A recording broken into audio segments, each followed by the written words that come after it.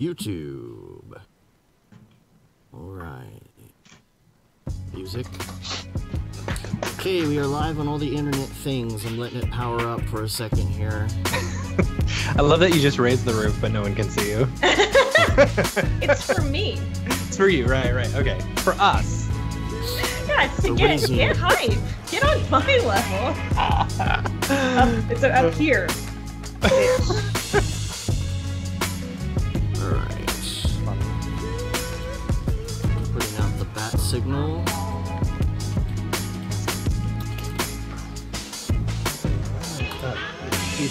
There we go. The bat signal's out. The website is updated. Save.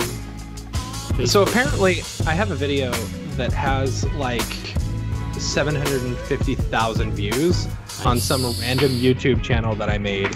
It was just like a little Pac-Man animation using the camera tracker when it first came out. Yeah, and I didn't even notice it. And I keep getting these emails saying so-and-so has subscribed to you. And I thought that was like to the Brograph subscriptions and stuff. Nope. It's for this. What? So what was the name of the movie? I don't even remember. It was like some Pac-Man animation. I wonder how mine's doing. My Red Bull. Yeah. Red Bull. Milk and Red Bull. Let's see. Don't mix milk with Red Bull. The worst video I've ever made with the most views. 12.7 million views. It's ridiculous. Weird. Holy shit. Yeah, there's a lot of Pac-Man animation. Yeah, I'm looking at this one, and it's like, oh no, that says it's only got 202. But where's the other one? Oh well. Was this all a dream? Might have been a dream. I dreamed. There's a very good chance. MC Milstead, Verix Dreamcore is here. Standing by, Gab Grant, Dan Marino, Rick Bogus. Alright, I'm taking our faces live. Caitlin, are you on the chat? You should be on the chat. No, how do? Just the YouTube. Here, I'll send you the link. Yeah. Link me. I need to monitor the discourse. You'll see the chat here on the thing. Down the bottom, but if you want to reply, delayed. You gotta be in the thing. Jules Urbeck is here. What's up, Jules? What up, Jules? Hi, Jules. I don't know if we've met. So tired. I need a nap. Ooh, highlights my name and everything. Very cool. Will there be D&D?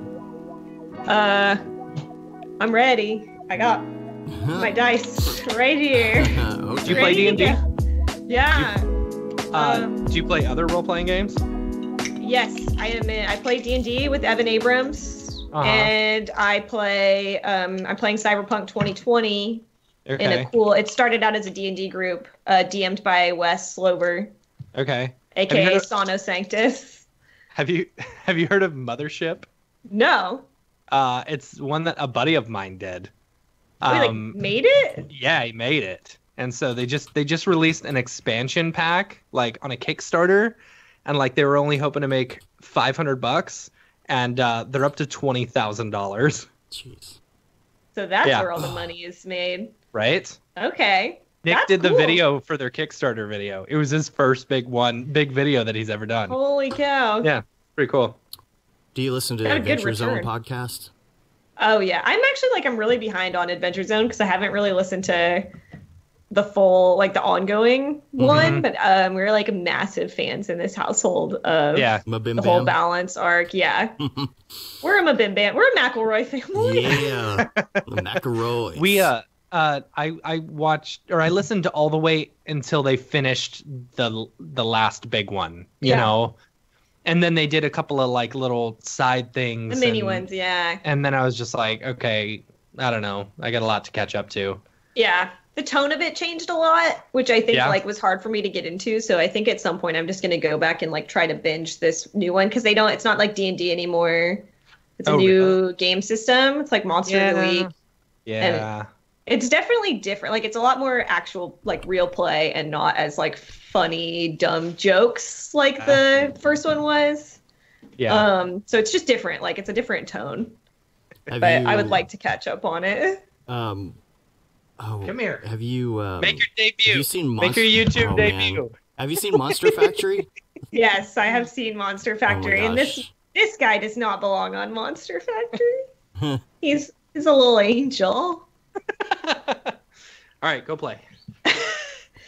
Yeah, Monster Factory is great. Oh the first one I saw was the Fallout Final Pam one, and I mean, just like openly weeping from laughing so hard at that video. Like I've never So cried good. from watching a video before. We should start the show because Yeah, this we is probably gold should. right here. Yeah, we Okay. probably should. We'll talk about that in there. Let me add that to my notes, and let's see. D&D, Monster Factory. Highly No, recommend. there's- The math, you know, All right, pretty cool. good. Consume good, their I guess. content. All right, I'm rolling on I my am too. recorder. Is everybody rolling? Yes. What's my thing doing here? Okay. So, everybody recording? Yes? You recording? Should I be recording? Yes. On audition? Here we go. I'm just gonna do it real quick. I'll be back. I was just attending to some important business in the chat. We can see your name. We know that was you. Important business. Okay. Recording now. And then just leave that waveform up the best you can during the show, just in case it decides to do something crazy like crash or Okay. burn. And if it does, it's fine. If we have any weird like glitches or issues on the live stream, it's not a big deal because this is all Right. about recording for the audio. And I think we're good. So we're gonna do a sync. It'll be 1, 2, 3 clap for all of us. Okay. Everybody ready? 1, 2, 3. All right. Beautiful. We are one. Perfect. Come here, dog. Where is Pixel's secret shirt? Does he have a secret shirt? You need No. a secret shirt for the secret shirt channel. No. Yeah. That's what you would say. All right. You get to chill here for the whole show, okay? Oh gosh, you're This gonna is have that working. static issue where like your cat. No, where that's it just the stops cat. stream. That's just the cat. Yeah, yeah. I'm pretty sure dogs have static too. They're not immune. Nah. This one is He's basically a dryer sheet. There's no static. yeah, he's so he's soft. part poodle. It's all hair. It's not, it's not fur. It's hair. Hmm. It's true. Anyway, All right, we ready? Let's do it. let's do All right, it. Here we go. What up, bros? Welcome to another Brograph Broadcast. I'm Dave. And I'm Matt, and joining us today is our good friend, all the way from New York City, Caitlin Cadju. What's up? And Brograph is a supplement to our site, Brograph.com, which is a motion graphics tutorial site with tutorials, plugins, podcasts, and other MoGraph stuff. And on the show, we talk about everything ranging from motion graphics to Cinema 4D, After Effects, plugins, render engines, doing business, doing taxes, being a contractor, or working for the man. And you can email us, Brograph@Brograph.com. Let us know what you think about the show. We love getting your feedback on email, not just in the Slack. Not just in the Slack. Emails are so personal and awesome. Send them over. So, a couple things. It's going to be the highest rated show because I've got the dog. Everyone's asking for it. That's all they want to see. Right. So Matt has a I'm here dog in for his it. lap, so if there's Yes. any static discharge, you'll know what happened. Mm-hmm. It's all the puppy's fault. Look at that face. How can you blame a puppy for static discharge? You can't. He doesn't know any better. Nope. No idea. So a couple quick week follow-ups. We're mostly topics today. We did 2 really, really big, elaborate shows last week, almost back-to-back. And so it was like all my notes are just kind of gone. And I didn't really have any more notes. I just had all this stuff, and now I got nothing. So we have some great all right. topics, though. Some wrap-ups from last week. I just wanted to say Man, Phil has had like the worst luck with technology because after we finished the show last week, we had already switched him to another computer and another webcam and another microphone because he was having all these problems. As soon as he went to export the audio from the stream, his laptop crashed and burned to the point of no return. Wow. No return, like completely dead. So we had to post the stream audio as the regular audio. So if it sounded weird, that's why. it wasn't too bad. It really wasn't. It wasn't too bad, but we like to try and, It's been 170 shows. I don't listen to every episode now. I did for the first 100. Every now and then I'll go back and critique, but You're like, I didn't do too good this episode. so gaming night. Caitlin, do you have a Switch? You have a Are you a Switch? Switch person? Yes. I'm fully Awesome. on board the Switch train. We And need your gamer number. Yes. Is that what they call it? I don't know what they call it. What is it? Player Switch code. ID? Switch Like code. the friend code or whatever? Yeah, the friend Yeah. code. Yeah, I can't rattle that one off for you. Yeah, you don't know by No, heart. no, It's no, only not 16 here. digits. Not here. No, I'm you talking- gotta I'm send like, it to us. no. I will I'm definitely just send saying- it to you though. Yeah. I'm like, 1, 2, Yeah. 3, 4. 5. Amazing. I got the same 6. combination of my luggage. Yeah. It's just 1, 2, 3, 4, 5. I got in really early on the ground floor of the Switch system. No one This was is my on it social yet. security number. 1. Yeah, really niche, yeah. The But Tuesday nights, we've been doing a little thing. We did it a couple times, and then we kind of unofficially did it last Tuesday, but doing like Tuesday night Mario Kart or some sort of game. I think we're going to continue that tradition. So tomorrow that night. sounds awesome. I have officially unlocked all of my characters from Smash Brothers. Nice. Very exciting. It's only taken me days. It's pretty good, I guess. It's a challenge. There are also like 1,000 of them. Yeah. So I Right? think that's reasonable. See, I'm still on the Mario Kart train. I played so much of it last night that Dreaming of I stayed up too late. shells. Whoops. We like to sing the songs a lot for Mario Kart. Oh yeah. I mean, you can't really like. There's no words, but like they got some okay. jams. Okay, I thought you were like made up words for them. Oh, that you know? would be good. It's just all about my need for speed. Yeah, Yeah, really iconic. My favorite ones is like they always speed up on the last lap, like the final lap. All the music gets really fast. Oh, yeah. Like a very nice touch. Yeah. It really increases the desperate franticness. The as you- suspense. The frustration of everybody killing you when you're in first place and you get second place at the last The second. worst. It's Yeah. the worst. Yeah. My kid was playing the other day. He's gotten really good. But he only plays 50cc, you know? And he gets mad whenever I play because I think the computer sees like whoever's doing the best, like to kind of match up that. So if he's playing with me, like I'm whooping him, no problem. I'm like skidding around Yeah, you turns show and him stuff what's like up, that. Matt. But he'll end up in like last place because I'm just so good, right? Yeah. But then he's gotten a lot better. But if I slow down, you know, and just like let him get in front, he'll stay in front the whole time. Yeah. You know. But the other day he played like 150cc and just like started crying because he couldn't. Oh, he was so mad when I picked 200 the other day. Oh, I mean, I get it. I empathize. Neil and I have been playing Nidhogg lately, Nidhogg 2, and it's like this. It's a 2D side scroller that it's like rock paper scissors to the death, and you're trying to like go one way, make it all the way to the end, and the other person's trying to go the other way. And you know, if you meet, you're supposed to kill each other. Okay. And there's like a lot of it's really fun, but if you're well matched, like sometimes our Nidhogg games will go on forever because I'll like fight all the way to like almost to the end to I'm winning, and he'll fight me all the way back, all the way across the other side of the map, and we'll be sitting there playing for like a half an hour. Like That's I don't think cool. these games when we first started playing, I couldn't do it because the controls are kind of weird and like I didn't know what all was possible, and he was just like demolishing me in minutes. But that's a really fun game unless you suck at it, in which case it's incredibly frustrating. I've heard of people actually playing this game in real life, I think. Like, my kid plays this Like in war? Taekwondo. Like, they'll go along, like, some little path, and then once they meet up, they play rock, paper, scissors, right? Yeah. And then if someone leaves, or if they lose, they go to the end.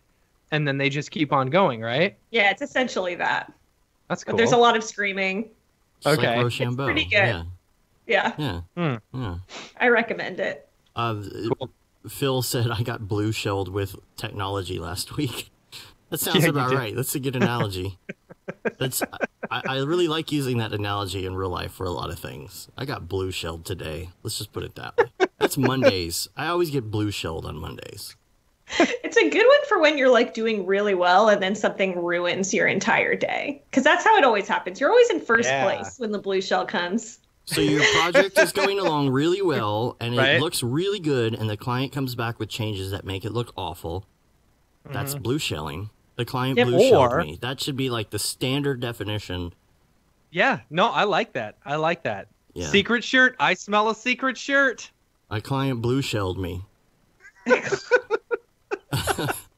I don't know about that. Yeah, that's awfully close to a euphemism. That's true. Yeah. Yeah, you got to tread carefully with that. Yeah, that's true. Vera Extreme said someone did a hack that made the game go 9,999 cc. Okay, I was just talking about this the other day. I was like, I wish you could ramp up and do like 300, 400. I got to figure out how to do that hack. I would love to do that. Yeah, if you a good have any one. links. We used to, for like a year, we had like a little motion graphics group that was playing Mario Kart on Mondays, and it was awesome. And Yeah. one of our Kart, best, Yeah. and it's just kind of like everybody got busy and it wasn't really a thing anymore. But one of the best modes we did was 200cc bombs only for the items, Cool. and it gets buck wild. It's like Yeah. it starts to feel like a war zone, and it's pretty great. So. Like winning when on 200cc bombs only feels very satisfying. Yeah. Oh, I man, highly I'm gonna have to do recommend that. it. That sounds fun. It's a good one. 200cc Baby Park. That's my absolute Oh, favorite. yeah. It is like Cutthroat. you can go from first place to Uh-huh. last place in like seconds. It's It's a great amazing. equalizer. Uh-huh.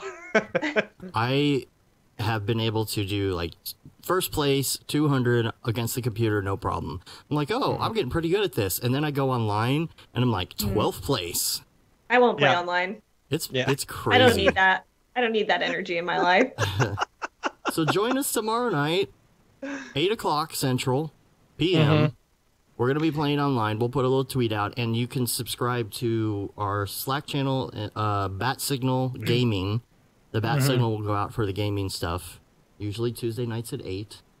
If you're listening to this after the live stream today, then it's probably today. Yeah, So and just Tuesday. show up next week. When we See? just show up. Yeah, Send you guys my gamer number. nice. Cool. Secret code. David gaming. Ariev told us about Apex Legends. Apparently, this is a new kind of hybrid between Fortnite Welcome and to Halo our and gaming all podcast. this other stuff. So we might do that once it hits Switch. It's not on Switch yet, but that sounds I like it's gonna like be fun. know nothing about this game. Like I understand that it's like a first-person shooter. Yeah, I think it's That's battle about royale as- style. I don't know. Okay. it is. Yeah. It's Battle Royale mixed with Halo mixed with something. I don't know. See, I don't like battle royale. I don't like it. Like, I just like, first 1 to 20 kills wins. Yeah. Yeah. I like I haven't spent a lot of time playing Battle Royale style games. Like I like them, but I was just like lamenting to Neil the other day about like the good old school Halo like death matches. I used to play this a lot in college. And I was like, it has been so long since I have experienced that in a Right? game. Like Well, new was Halo just- comes out sometime, right? Like this year. I haven't it's a I don't good think it- I don't know. Yeah. I don't think It's a it's going good to come out for a while. Well, there was a fake post about when it was going to come out, and I even fell for it because Google will answer your question without going to a website. Google fell for it, and so I looked at Google and it said, "Oh, coming out at the end of December," and I'm like, "Oh, Yep. wrong. It's all Google's I fault. thought wrong." Yeah, I just had to look it up because I was like, are we on 6 now? Yeah. Halo 6? Yeah. Yeah, Spider-Man tutorial just came out on our channel. Dan Marino, Oh, very aka cool. Emmett Smith, aka Troy Aikman, aka Yep. any football player. He Hashtag laces out. Yeah, this is his first tutorial, and so he did a Spider-Man tutorial on how to kind of create that style in standard render. I saw a lot of people doing shaders and stuff like Chad Ashley. And it's all like, oh, you got to have Redshift, you got to have Octane, you got to have Arnold, whatever it is. And so he did one for standard render. A lot of people are still in standard render, or they're kind of in that in-between zone doing little Cinema 4D light. So this is kind of a beginner's guide to starting to set up these textures if you haven't done it before, and do it in standard render if that's all you have, which is awesome because there's so many people that we forget about standard render people a lot. So check that out. It's doing really well. And then a couple other quick notes. Wave Apps is now allowing for duplication of estimates. And I think they've been doing this for a little while, but I just wanted to put it out there because for a long time, we're like, well, you can't duplicate an estimate. And sometimes you want to just copy and paste. Yeah, because you want to take an estimate and send them another estimate. A high-low. You want to do a high-low estimate. Exactly. Yeah. And you'd have to manually type in everything over and over. Let's see. Did we mention last week or the week before about the advancements or whatever on Wave Apps? No, I don't think we did. So there's a new thing. I don't know if it's for everyone, but we just got the notification where they will advance you part of your invoice, like 80% of your invoice, before it's due, which is crazy to me. That sounds ideal. I know, right? Well, they got a free service. They're trying to figure out now, how are we going to monetize this? Oh, if you think they're free, I mean, they're making what, 0.5%, 3% off of every single invoice that gets paid. Well, if you're using a credit card, yeah, but whatever. I don't know. And then, okay, so I guess Liam asked you this before the show, but he wanted to know if you're going to talk about D&D at all on the show. I mean, I would be happy to do so. And we started talking about my brother and me, and we started talking about their D&D podcast and all that. And we were like, okay, wait, let's save it for the show. Where to begin? Well, first of all... Okay, so I have never played D&D like proper, all right? I've only ever played MERP, which is Middle-earth role-playing. So it's all based around the Lord of the Rings characters. Cool. I was a hobbit named Grodo. It was based off of Gollum and Bilbo or Frodo or whatever. Yeah. So that was fun. It just sounds kind of grody. Right? Well, we always had nicknames for each other. We never called them by their actual nicknames. I won't go into detail of what they called me. Yeah, D&D is cool. And for I haven't been playing like a super long time. I started last year when Evan Abrams was my host at the first Adobe Live streams that I did. That's when I first met him in person. Like we'd never really talked before that. Like I'd watched his tutorials and stuff. And we got to talking about D&D for, I don't even know why. I mean, a lot of weird stuff came up like tangentially while we were out there, and we ended up just going to like a drop-in day at a game store in San Francisco, and that was like my first. That's why he cool. bought these like red dice that I'm like goofing around with right now. Like he bought those there so we could play, and then I kept them. So those are my fish D&D dice now. And then we started playing online. He and a friend and me and Neil, my fiance, would just play over like Google Hangouts or, video app. Is it hard to do over online? Not really. Not at all. It's pretty, I think that one day in the drop-in thing is the only time I've ever actually played in person. Oh, really?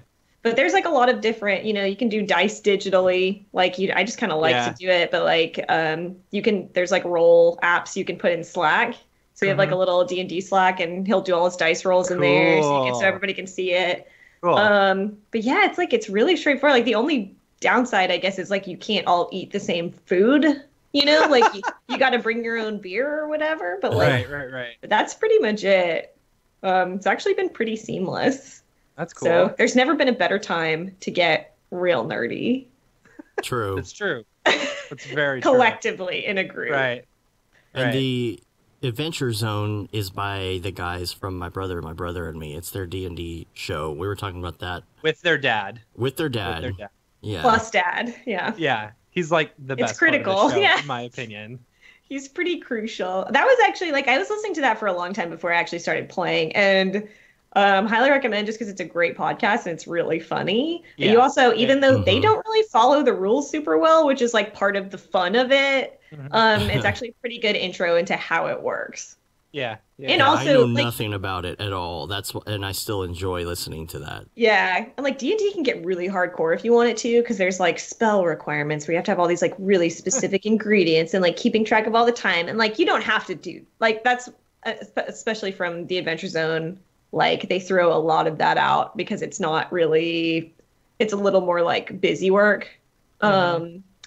So you can kind of get a feel for like, and even like D&D, if you read the rule book, it's like, it's whatever you want it to be. Like, this is your game. Like, throw out these rules if they are, not fun. So see this book you're like reading Monopoly, of the rules, right? Throw it away. Throw this in the garbage. Don't even play this game. What are you doing? In fact, don't even finish this. I see. Yeah. There's a lot of like free There it is. resources online too for character creation and stuff. So you can spend a lot of money on D&D stuff if you want to, but like you don't have to. And the thing about those guys, the Mabim Bam guys, is they can be funny no matter what you put them in front of. Like they could just show up on this show, and it would be hilarious, even though they know nothing about motion graphics at all. Yeah. So they did this show called Monster Factory, two of them, and I have never cried laughing so much in my life. To like every episode, I probably talked about it on the show a long time ago, but like the one, what is it, the Bart Simpson one? Oh my god! Oh my god! What's the name of that? Yeah, like Bort. It's not Bort. Bort. I think it's Bort's from the show, but Yeah. what was it? Bert Sampson or whatever it was. It was so ridiculously funny, and I was crying. It's the best entertainment I've ever had in my life. Like, it's the best show. Yeah, you could pretty much pick anyone at random, and like it would be solid gold.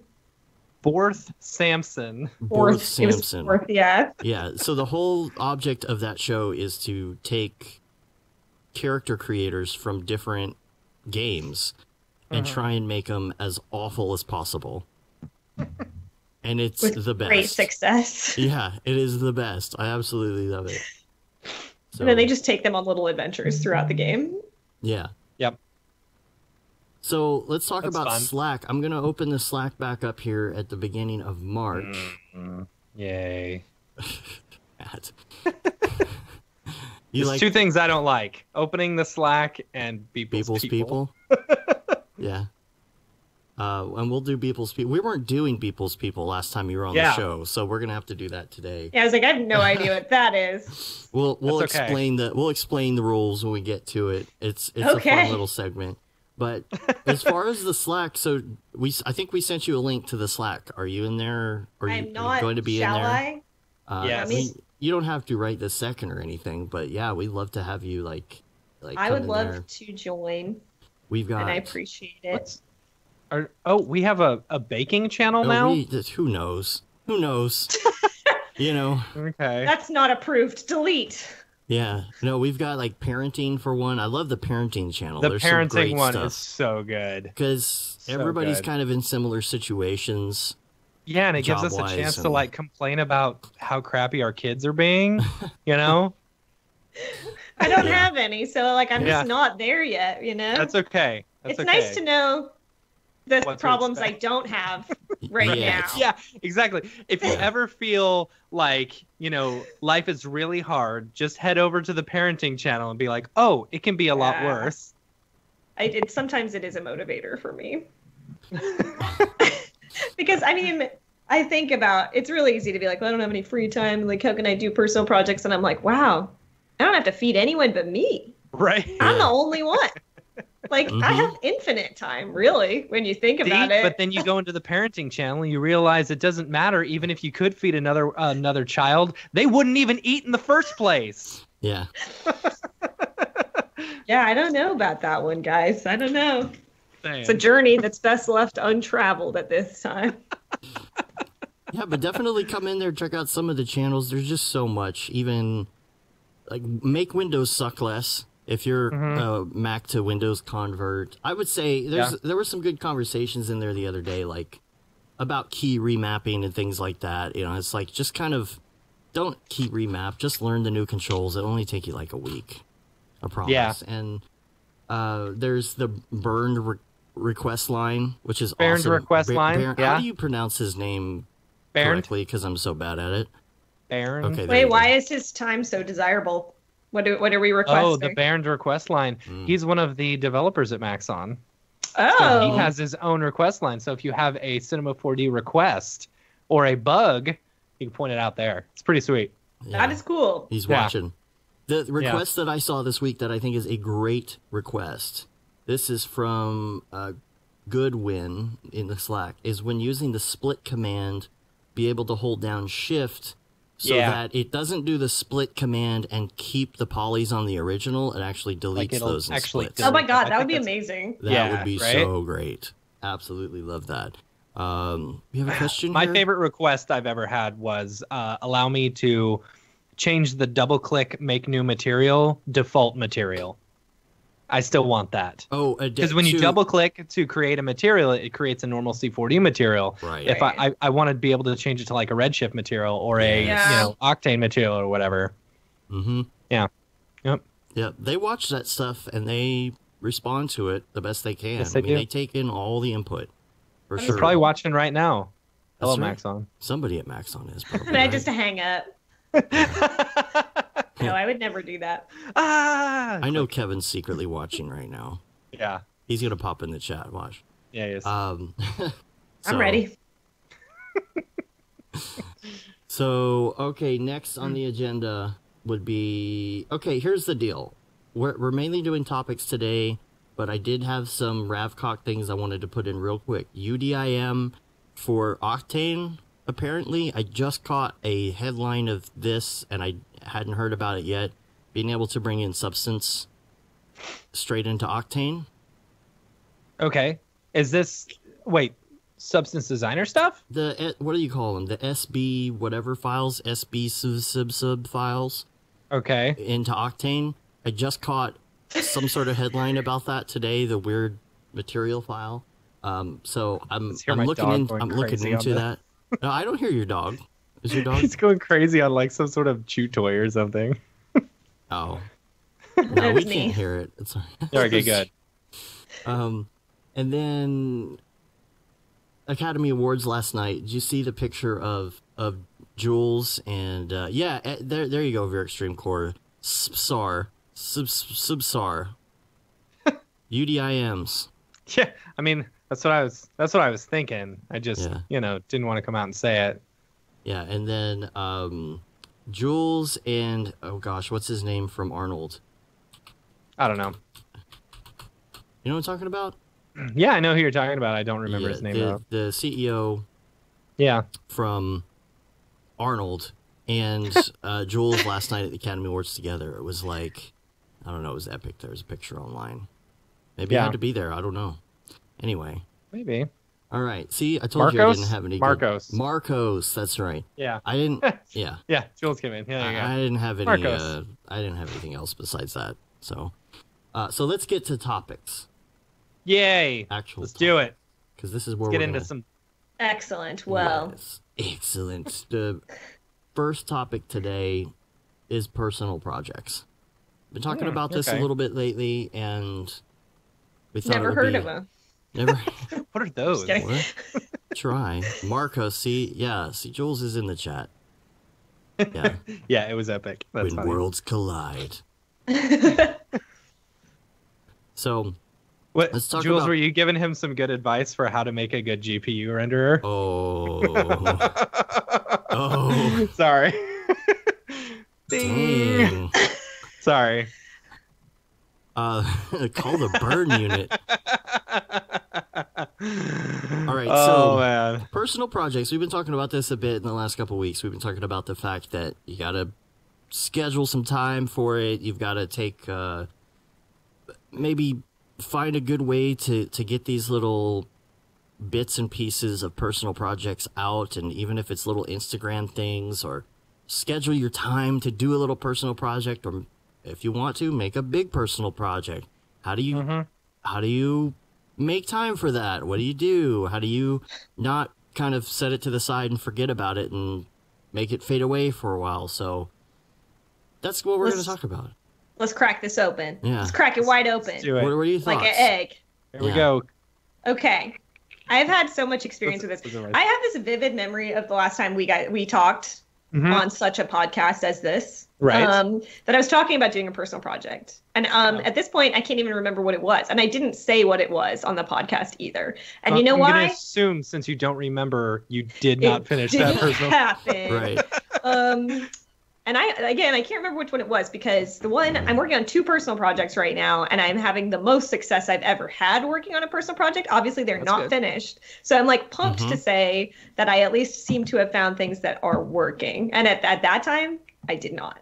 And some of it is like, it's like the advice that you always hear and that you never internalize until you figure out how to actually do it right. Right.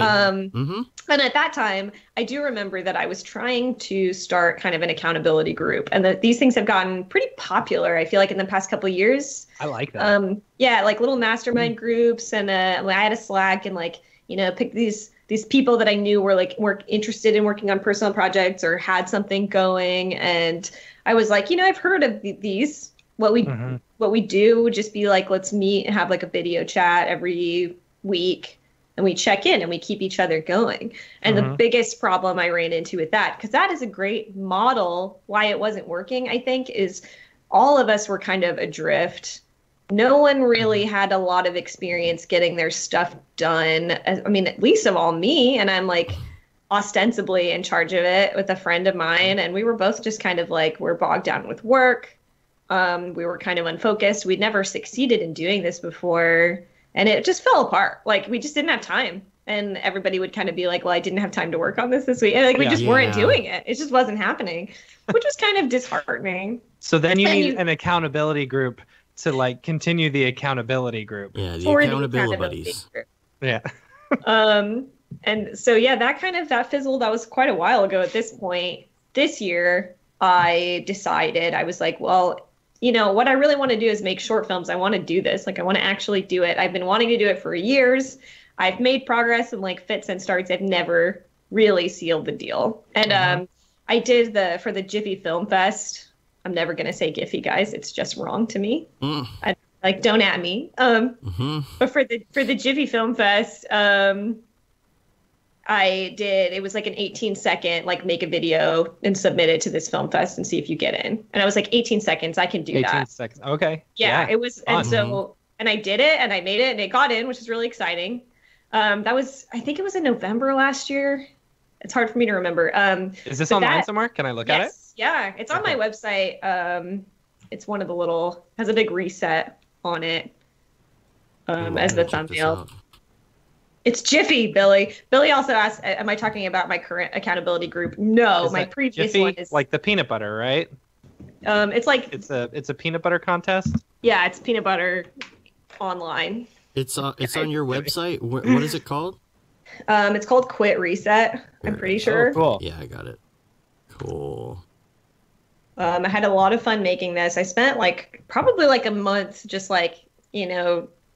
not in concentrated, full-time days worth of working on it or anything, but just in bits and pieces. And it was a lot of venting some kind of frustrations too. I just wanted to have fun with it. Beautiful. So I just absolutely beautiful, man. That's so cool. Thank you for showing that. I had a lot of fun with it. And actually, one thing I learned from working on this was to not worry about it so much. I didn't really plan out what it was supposed to be. It was very stream of consciousness. And I just kind of put whatever I thought would be fun to do in it. And I finished it. And so, I bring this up just to be I think the first step is finishing something. And I always was trying to do these big projects. And it's just you can't go from 0 to 60, no matter how bad you want to. You can't do it. It does not work. So when I finished this, it was 18 seconds, let yourself just do whatever you want, have fun with it. And then I finished it and it got in, which is pretty cool. So it was screened in New York City. And then, it was the end of last year and I was okay, now I feel like I need to try this again and try to do something bigger. Yeah. And again, not done. It would be so cool if I was like, here it is, and here's the film that I made. Oh man, see, this would be the debut right here. Right. But you know, it coincided with somebody reached. I have no idea if this should be like secret or not. I don't think so. Like, no, I don't think it is. Like Ryan tweeted about it, but like Ryan Summers asked a couple people that I had talked to him about wanting to do a personal project, and he reached out to me and was like, hey, I'm going to try and like start up this accountability group. Do you want to like take a crack at it? Cool. And I was like, yes, like now is the timing. This is just perfect timing. Like he asked me at exactly the right moment when I really like was trying to figure out a plan to make this work. And, you know, we've been meeting for a few weeks at this point. It might've been like 4 weeks. It's like every Sunday, and it's really working. Like it's getting to the point where like, even if I haven't done anything on the, like during the week, it's like on Saturday, I am just like trying to get stuff done to do it. Like it's really motivating in a way that it wasn't. And I think the setup is exactly the same. Like we have a little Slack group. There's a, video chat, you know, every Sunday, but it's like, there's, I think something in the direction of it that is really helpful. People are like really, really going out of their way to like give feedback. Everybody's working on their own thing and they're pretty different. But I think it just has this structure to it. It's a very subtle change, but it's just like, it feels goal oriented. It's like, it's supposed to be for 3 months, I think. So it's like having the deadline helps. Everyone's always there every Sunday. Did you have a deadline on the last one? No. And I think that doesn't, that might be it, doesn't help. Yeah. And I think part of it was waffling in a way because we're like, you know, these things take a long time. So let's just like have this be an ongoing regular thing. Right. I don't think that helps. I think it's too much freedom. I actually think you need a lot more restrictions. And it also helps for people. This is something I wasn't doing when we tried this before, asking people, it's like almost homework in a way, but like, what are you going to have next week? Or what do you want to have next week? And we don't always achieve it. I tried. I was like, I'm gonna have this whole thing like done and like storyboarded. Like, no, I don't, because I'm running into things halfway through, and I'm spending more time, like things that I just didn't anticipate. But I still show up on Sunday, and I have questions. Like, I'll try to come up with questions I can ask the group, so I can still get good feedback, even though I didn't fully complete what I set out to complete that week. Right. So it's like the progress is still happening, and I mean, it's crazy the difference that it's making.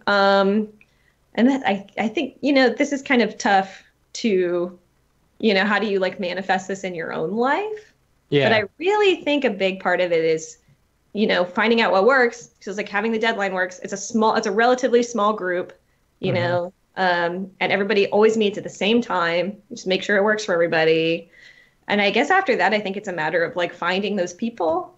And I don't know, like the longer it's going on, the more I feel confident that maybe I could do this again in the future. If I wanted to set up a similar group, I think I could do it. I did not have the confidence when I first did it to really keep it going. I feel like I would be so bad at this. Like I feel like I feel like every week my thing would be like, I ran out of time.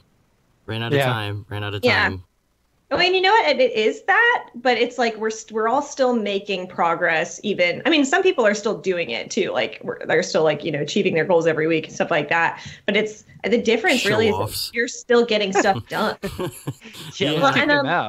project that I'm working on for this is a project I came up with like in the middle of last year, I think, and I did a bunch of thumbnails and like little character designs, came up with a story, and then I ran out of time. Like I'm not working on it now. I'm making so much more progress on it than I would have. And it is changing to some degree. I'm really trying, my goal for this group is to get the storyboards done to a very high level, like to a point where it would be like, you could produce this. But my goal has become less like, oh, I need to actually make this short film. I still want to do that. But for the scope of the group, it's like, how can I just like push this one thing super far and learn a ton? And almost feels like I'm back in school again, like in a good way, that's where cool. you know, you have those goals. I think that's important. I don't know that would work for everyone, but I know for me, that was an environment that really worked for me. And when you don't have it anymore, it gets hard. And now I'm realizing like, you can just make it that. You can just make it that environment, especially when you have people that encourage you.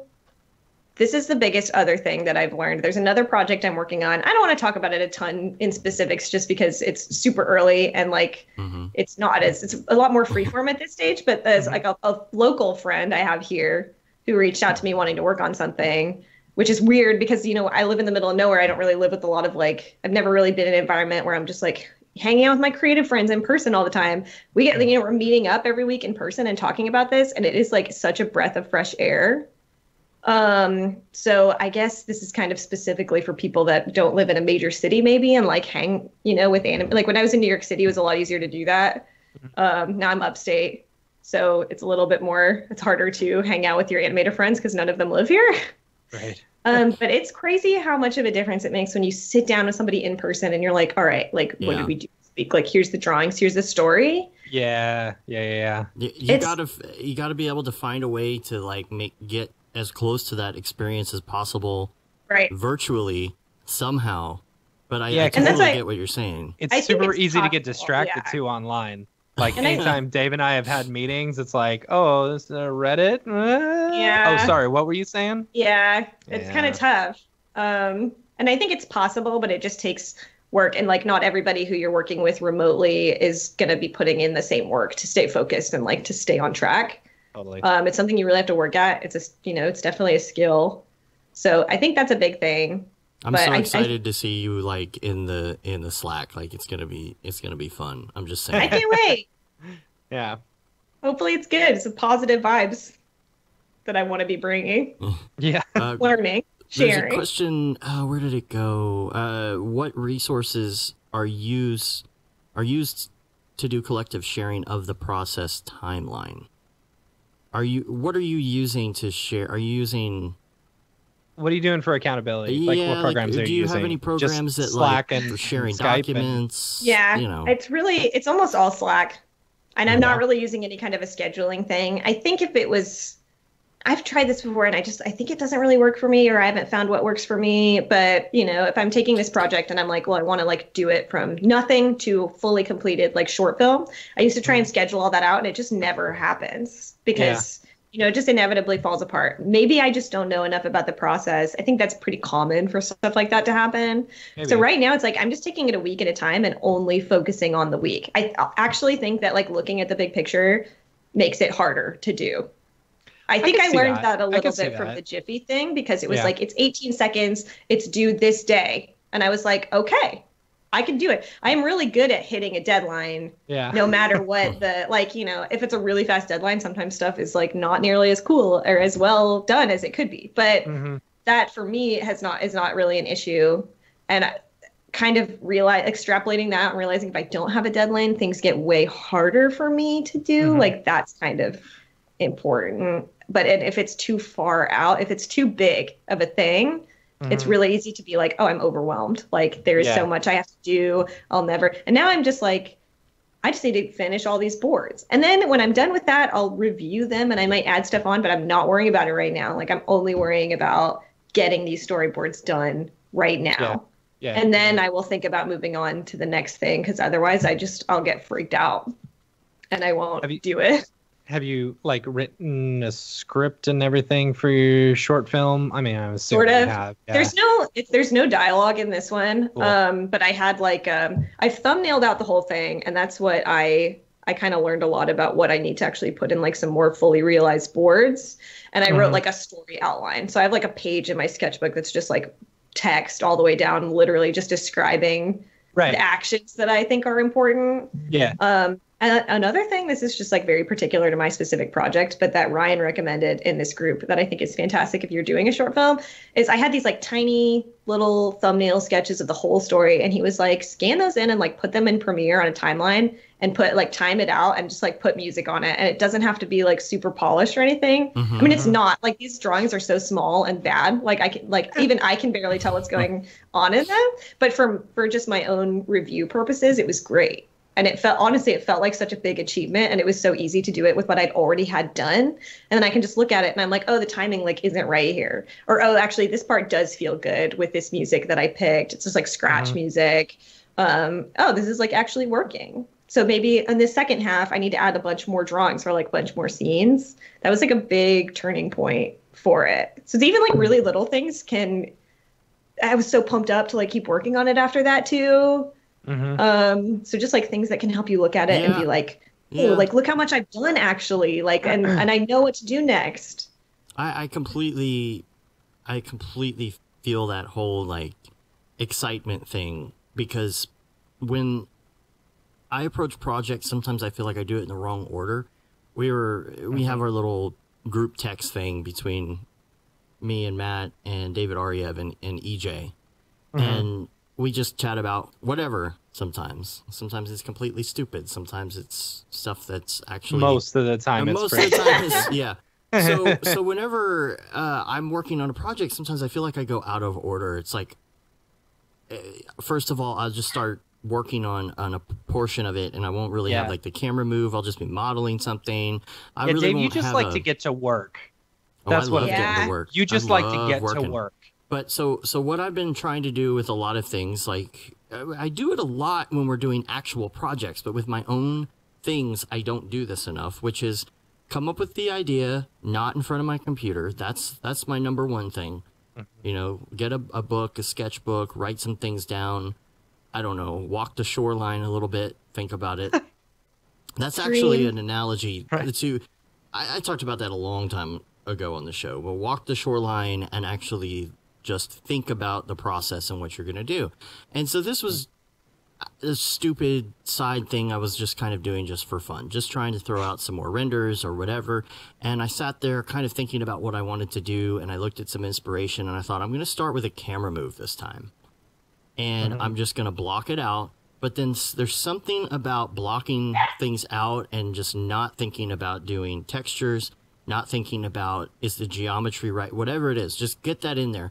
Pick some music, time it all out. And then once you get the blocking in there, you feel excited about it because you render it out, you hear the music, you're like, yeah, this is great. And then you really feel like you're ready to move forward, and you have this framework there of something that you already can kind of visualize in your head, and you're looking with it. So that excited part, like I really identify with, because I did that this week and I really got on board with what I wanted to do. It didn't fizzle out, and I didn't feel like I was getting bored. And so now I went in, I started building geometry, I figured out what I wanted to do, and taking my time has been one of those things where I never allow myself to take time on certain things. Or I'll give up on something because I don't want to take the time. So here's an example. I know how to use Turbulence FD. I've used it before. No big deal. But I was putting a little bit of steam into something I was doing in this project, right? So I get in front of it, and I had some project scale issues. There can be some project scale issues when working with TFD. Because of the particle size and things. So I'm sitting there, and it kind of looks okay, and it works, and there's nothing wrong with it. But I kind of just said, you know what, I'm going to stop. And I waited like a day, and I came back to it. And during that time, I thought, you know what? It didn't look the way that I had it in my head.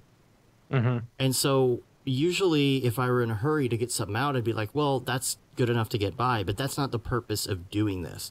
The purpose of doing this is to be able to create exactly what was in my head. Just getting by is for clients. Exactly. And, it's true. It's true. Sometimes it's just like, well, there's not enough budget for me to sit here and play for another 8 hours, and it looks fine for what it is.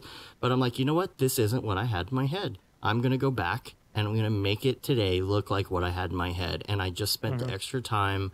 I did some research online, and now it looks like I wanted it to look. So I just don't take enough time. I don't do enough look dev. I don't mess with lighting. I'll get the lights, and I'm like, oh, that's good. And then I won't think, okay, well, why don't I just turn off these lights and start over again and do it a different way and see, and then compare the two. Yeah. You know? So it's funny, like even the like work projects that I've been the most happy about, because for our fully animated stuff, like our turnarounds used to be so short, and we've, gotten better over the time, but they used to be really brutal. And on the few that I was able to finish like almost kind of early, which never happens, and I would go back, and I just started like changing the colors on stuff and like making these tiny little adjustments, and it made such a big difference. Like, I think it made the project better, but it also made me feel better about it. Like, most of the time I do a project and I'm like, well, this is about 50% of the way there to what I like wanted it to be. It could be like so much more. Of course, it's that's always like in a perfect world if I had infinite time and like money to do that. But it's like those few projects where you get you get to take a break and then come back later and be like, oh, tweak this and this and this, or it actually looks better with this color instead. Like, it really makes a big difference. And it's satisfying. Like, that's when you're doing the thing that you really have always wanted to do in this, which is, make stuff that looks awesome and is like the best that it could be. It's always the stuff that you get to spend that extra time on. So it is weird. Like, the instinct is not there with personal projects either. Definitely. I feel like that's a habit I've had to get into. It's like, yeah, I was always impatient. Just even as a kid, I was like, you can't, you're just like, I want it to be awesome now. Yeah. And it's hard to just be like, I'm going to let it sit for a day. And I'll come back and I'll think about it. When you work on a project for a client and, you get blue shelled by a client, and they change it, and it's like, I'm not into it anymore because now it's something that I don't think looks good. Do you ever go back and change and put it back the way you had it for your reel? I never have actually done that. No. Usually I'm able to, since our videos are like 2-3 minutes long and sometimes even longer, like usually there's a part of it where somebody gave me this advice once. They were like, just like really pick a part of your project and just like really own it and make it awesome. And I mean, I'm always going to be like a little too critical of my stuff anyway. So I won't say that I am so happy with everything that I put in my reel, but it's usually those things that I'm like, I set aside some time. I really focused on this and I got this part done. I will put this in my reel. It's that kind of a thing, which is almost the same, I guess, just like before the fact. But I try to spend more time working on personal stuff now instead of like, I don't want to dwell on the projects necessarily at this point. Here's the problem that I have been having a lot for years. And it's kind of along the lines of imposter syndrome, which I have. But it's kind of along these lines where I never feel like I'm doing enough. Ever. I feel like I'm never using my time right. I feel like I'm always wasting time. And I am wasting time a lot. And I'm sure everybody does this. And come join us Tuesday for video gaming. Yeah. Well, there's a difference between taking a break and doing something different. It's not like you're supposed to be in front of your computer at all times, always working on motion graphics. But it's one of those things where you're like, okay, am I like last night? Am I overdoing it? I've played Mario Kart for 6 hours. One of those things. You might be there's a balance. Yeah, maybe just a little bit. So I call this toxic distraction. Okay, so here's an example of toxic distraction for me, and I have to Facebook. Yes, I have to discipline myself, and I'm not one of those people. I've talked about this before. I'm not one of those people who's like, I'm leaving Facebook, everybody. Look at me. I'm leaving Facebook. Everybody comment about how much you're going to miss me. Not in that way. But I am one of those people who has the toxic distraction of picking up my phone and just hitting that blue F icon just because.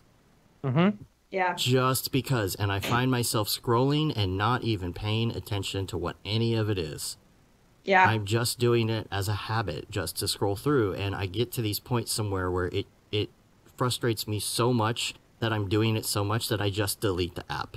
Not deleting Facebook, but I'm deleting. I'm trying to kill that habit of any time that I'm not doing anything, just clicking that stupid icon. And that works with Reddit and anything else, I deleted the app a couple of years ago, but then I just kept on going to Safari. Yeah, and I've done that too. Yeah. And then now I'm officially a month and a half no Facebook. It's really hard to not. It go is hard. To what's really crappy about it is that so many people use it, throughout their lives for like events or for anything. If you're a part of a certain group, they're gonna post all that stuff, and the crappy part is just saying, sorry, I just don't use it anymore. And then you're one of those people. Like Twitter is my thing for that because I don't really use Facebook that much. But obviously Twitter is just like the never ending. It's the same thing. And I deleted the app off my phone, and then you just go to twitter.com like an idiot. And you're just like, yeah, I love this. This is totally working. My solution, and I have this is encouraging me to do this again because I stopped doing it. Is always have my phone on do not disturb, always, because I can hear the vibrate from a mile away. Like, and it just like your whole body is just like, oh, something is happening. Yep. And it like, it's horrifying. And then I will put it in my room, like my bedroom, or just like away from me. Oh my god! And it's like I could miss not a call. have my phone away from me. Yeah, I have to do it. I have to take it away. This is gonna freak you out. I have Slack notifications turned on. My phone. That should be illegal. We'll be sitting there. If he has his phone near the microphone and I'm sitting on the other end of Skype, it's just like burr, burr. Get it out of here. I can't do it. I legitimately have anxiety from that. I mean, I just have anxiety, but like it doesn't help. Well, and I will say, like, sorry. Well, I was just gonna say that what Merlin Mann says about it is that you get all those little tags with the numbers on it, and then you like have to, okay, I have these numbers, and it could be something good, it could be something bad, and until you address it, your mind doesn't know. Oh, you've got an email. Oh, well, actually, it's just a newsletter from such and such. Right. Another stupid person from the Dallas Producers Association. I get a lot of notifications of like a podcast just put up a new episode. I'm like, I didn't need to know about that right this second. Right. LinkedIn. Someone's viewed your profile. Oh, really? Nothing has ever come of that ever. So. Yeah. But I think it's just about. Well, because like a lot of people can't do all of this. Like I wish I could have Slack closed during the day so I could just work, but I really can't. Sometimes people need things at work or whatever. I need to have it open. So I try to just not, and like I will try to close all my Chrome tabs because I'm real bad about that. And I have like so many open right now. Well, that's good for your RAM anyway. I know. Yeah. I don't ever have like 30 tabs open, but it's always like 10. And it's like half of the stuff I don't need, or it's an article I'm not going to go back and read. Like, I need to stop doing this. But I'll notice if I start typing in like TweetDeck, like I'll go to Twitter or whatever, I will just Command Q really quick. Like, I think it's just getting in the habit of knowing you're like, oh, I'm doing it right now without even thinking. And then just like closing it before it even loads. So, and just being like, it's manually pulling yourself away. It is so hard. Yeah. Lucas says it's an endorphin trigger. It's true. It's just like drugs. Jules says that he has the Octane Brograph Slack notifications on his Apple Watch. That's awesome. Yeah. Yeah. See, that's pretty awesome. Smart. Like Neil's been trying to get me to get an Apple Watch for forever, and I'm like, I don't need more of it. I need less. Well, I don't even have a regular watch. Why would I want an Apple Watch? That. Here's what I'll say. If you put only the important notifications on there, of course, don't make it too distracting, but it actually helps. Because you know that whole thing where you pick up your phone and you go to click a notification and then you click and it opens the app, and then when the app opens, all of a sudden you're like, oh, what was I doing? Yeah. Oh, all of a sudden I'm in Facebook. What was I even doing in the first place here?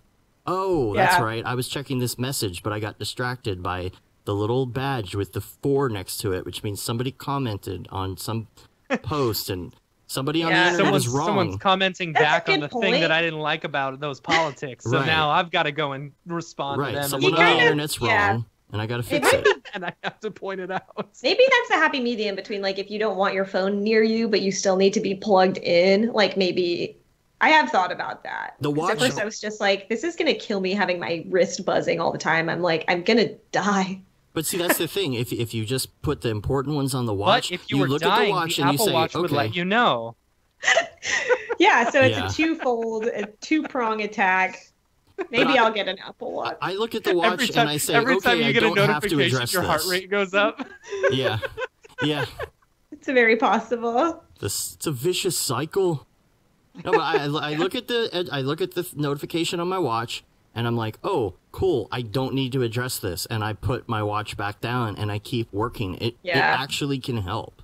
It really can. And it, like, I didn't do, like, a big, like, oh, I'm, like, leaving social media. But I did leave a lot of social media last year because it was making me miserable. I was I was, like, super plugged into all these Slacks. Like, it wasn't making me happy. It was just making me see things and experience things I didn't like and and was not positive for me. Toxic and not distraction.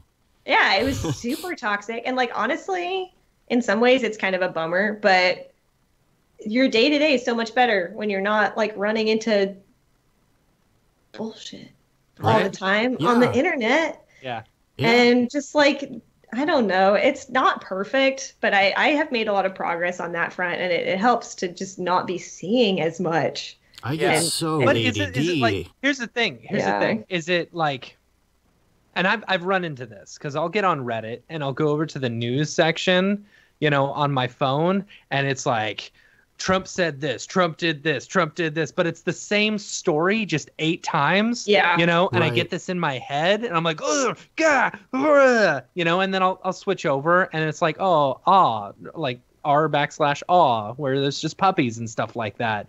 Like, is it just that there's like so much of one big negative thing that I'm taking so much more of that, and it's taking, you know, a lot more positives to, I don't know. I realize like I gravitate towards the negative a lot. Like I'm very pessimistic as a person. I'm like very prone to like anxiety and depression and stuff like that. Like I know myself very well. I know that is true.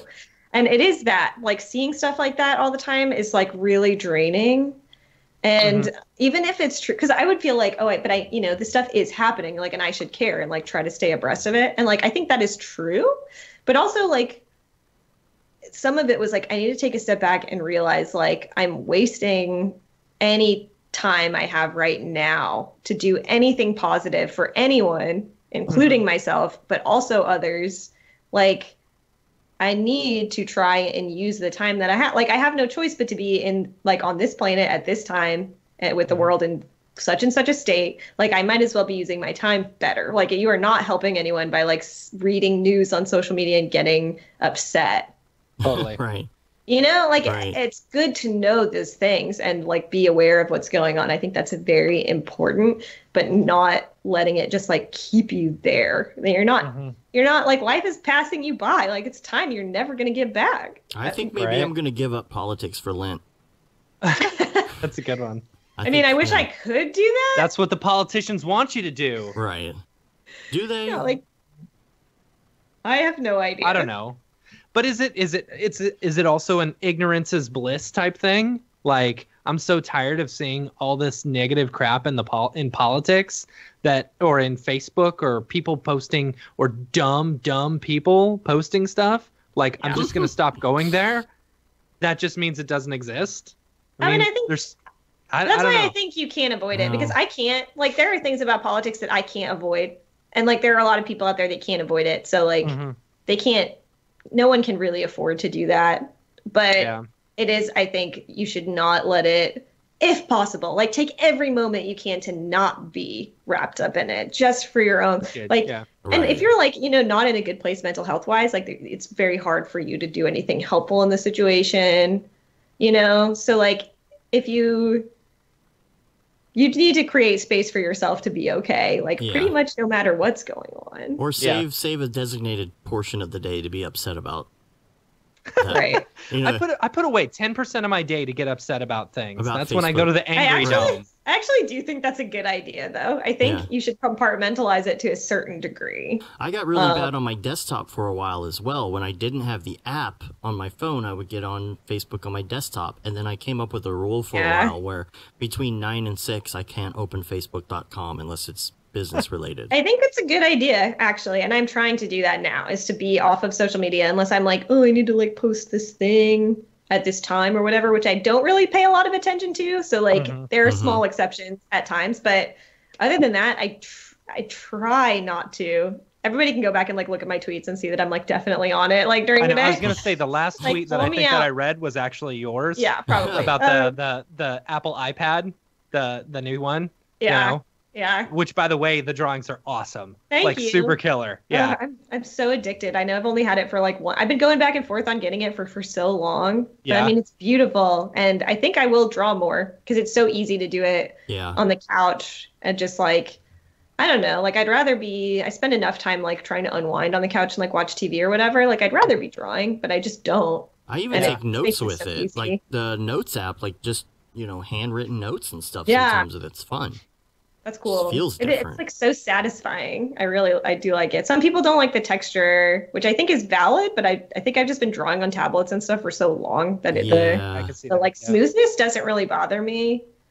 Could you get, like, I wonder if they probably make this already, some sort of screen Yeah, protector that has a texture. Somebody tweeted me one. I can't remember who it was, but somebody tweeted me one that was like paper something, and it's supposed to make it into like a paper texture. That's pretty What's cool. weird to me is like I feel like I might not like that. I don't know, but it does help because I know some people like really don't like the glass feel. Yeah, the slickness. Yeah, I like Raphael Rao's comment. If the Apple Watch tells you you're dying, just hit remind me later. That's funny. It's effective. Well, what about the feeling that like you're never doing enough? That's how I feel. It's like, I'm so exhausted. I've been working for 8 hours, but I have all this stuff I haven't done. And so I feel guilty for taking a break. Why do I feel like that? Nah. Why do I feel like that?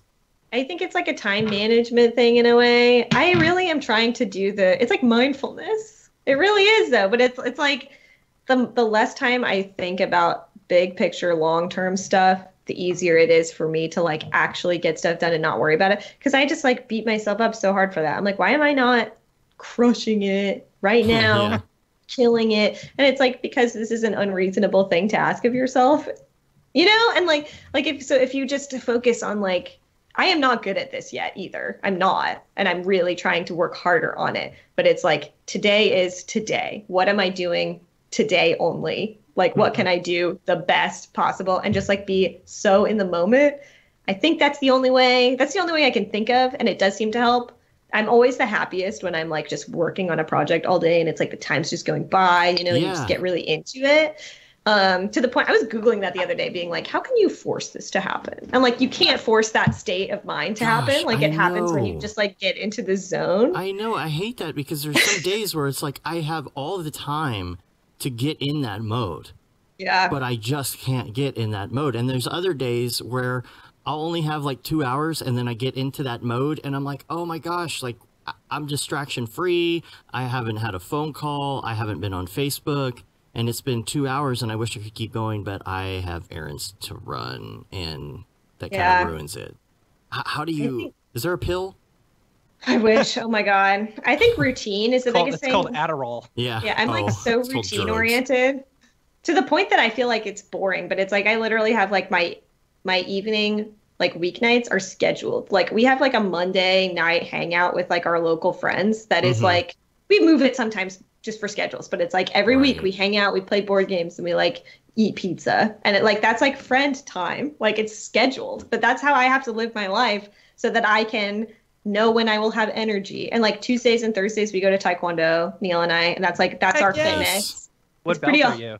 Like not yellow. It's like one above white. We got our belt tested I in know. like a week though. I know. So yeah, my kid's a green belt. And we haven't been doing it for that long, but it's great. Like we had always been like your pattern? Like are you working on your pattern? We know the pattern, but it's really easy also because it's like, and I see like most of the other adults are black belts and they're all, you know, really good at it and doing stuff that I don't know how to do. I've been a white belt my whole life. I have a white belt in being a white belt. Yeah. That is my martial art. No, I had a yellow belt when I was like 8, but that doesn't count. It's a great martial arts are great though for like motion graphics people. Like there's so much stretching in Taekwondo. It's just like so good for your like rigid computer body that I've developed over the years. Just computer body. Yeah. My terminal computer body that I've contracted. And yeah, it's just like a kind of a full body exercise. So it's pretty good. And, you know, like that's something I had to like learn how to fit into my routine. And I realized that works because it's a class, you know, other people are there. You have to go. We picked a place that's super close by. I actually started doing Krav Maga, but it was like a 20-minute drive. And it was honestly too disruptive to have to do that multiple times a week. Yeah. And so this place is like 5 minutes away and it's great. Like you only go once a week? Schedule. Go twice, sometimes 3 times. Cool. If we can fit it in. But we can't always. But like, that's great. Like, I'm just trying to check all the boxes. Like I try to live like a very planned, like Wednesday nights, I have my Cyberpunk 2020 group. And then it's kind of like Friday, Saturday, Sunday. I like try to do personal projects or like just like fit stuff in there. It's like a little more free form. But can I hear more about this Cyberpunk 2020 group? This sounds interesting. Yes. So like Wes Slover started it. He's a sound designer. He's awesome. He did my sound design for the Jiffy project that I did too. And he just like tweeted out, I don't even remember when we started. It feels like it was just yesterday, but it's been going on for quite a while at this point, I think. And he just tweeted out that he wanted to get into DMing and like who would be interested in it. And I was just like, yes, hell yes. I definitely want to do this. And so it started out as a D&D campaign. What was really cool is like if you've listened to the original Adventure Zone, he was doing the same thing because they started out with like the like starter cat like kit, like one shot sort of. It wasn't one shot, but like this like pre-built campaign. That's what they started doing. So like we were doing the same campaign as like what the Adventure Zone started out as. So that was kind of fun for me. I don't know how many other people in the group had actually listened to it, but how hard is it to like go? Sorry to change the subject. Like, but the one campaigns I've heard about this. How hard is it to just like veer off and completely like is that even possible? Honestly, I'm like not really 100% sure because you as a player, you don't really know what is planned and what was like improvised in the moment. Okay. But yes, like there's a lot of freedom to do that. Neil, my fiance, did like literally like a one-off campaign where it's just like a single day, like one thing for me and Evan. And like we definitely played it really straight. And he was like, thank God, because if you guys had like gone rogue, it like I had no plan for that. So we could have just like tried to leave the area that all of this is happening, and it's like the DM needs to figure out some way to like keep you on track. Yeah, because it's so like loose. So I don't know. But for Cyberpunk 2020, it's a different, like it's pretty different than D&D. It's a lot more like we have done almost no combat. D&D, like a lot of it is like you're just hacking and slashing and like casting spells and all of this stuff. And Cyberpunk 2020 is a lot more like we need to figure out how to like hack into this, you know, place so we can like interrogate this guy. And because like if you get shot in Cyberpunk 2020, it's like pretty bad. Like it's a lot more. It's not just like you have fantasy HP and you can take like 70 bullets. Right. Like if somebody shoots you in the head, like there's a good chance your character will die. So we like have been kind of avoiding it. But it's cool because then you come up with different. There's a lot more talking in Cyberpunk 2020 where we try to figure out. Or like, you know, do we have the right credentials to get into, and, you know, it's got like a futuristic sort of a vibe. So there's a lot more like technological stuff. My character is awesome. She's named Tetra Hawk. She's super badass. She like grew up in the wild. She like came from a privileged family, but then she like got into some crime, some bad crowds, and she joined a motorcycle gang out in the. Is that what Billy was referring to you as earlier? I think I get the joke. Yeah. Now. Okay. That's funny. Tetra's pretty rad. She has like a cybernetic hawk tattoo on her back. It's pretty cool. So Cyberpunk 2020 lets you be awesome, more awesome than you are IRL, because I would not get on a motorcycle in this plane of existence. I find them very scary, but Tetra is super down. What about I want to push it back to the distraction thing again. The stuff like Netflix and movies and all of that. When is it overdoing it as opposed to okay. So here's the deal. Okay. Okay. I'm gonna talk now. Okay. You've had enough. When Gary Vaynerchuk says stop watching Lost because you're not doing enough. Like, is that really like?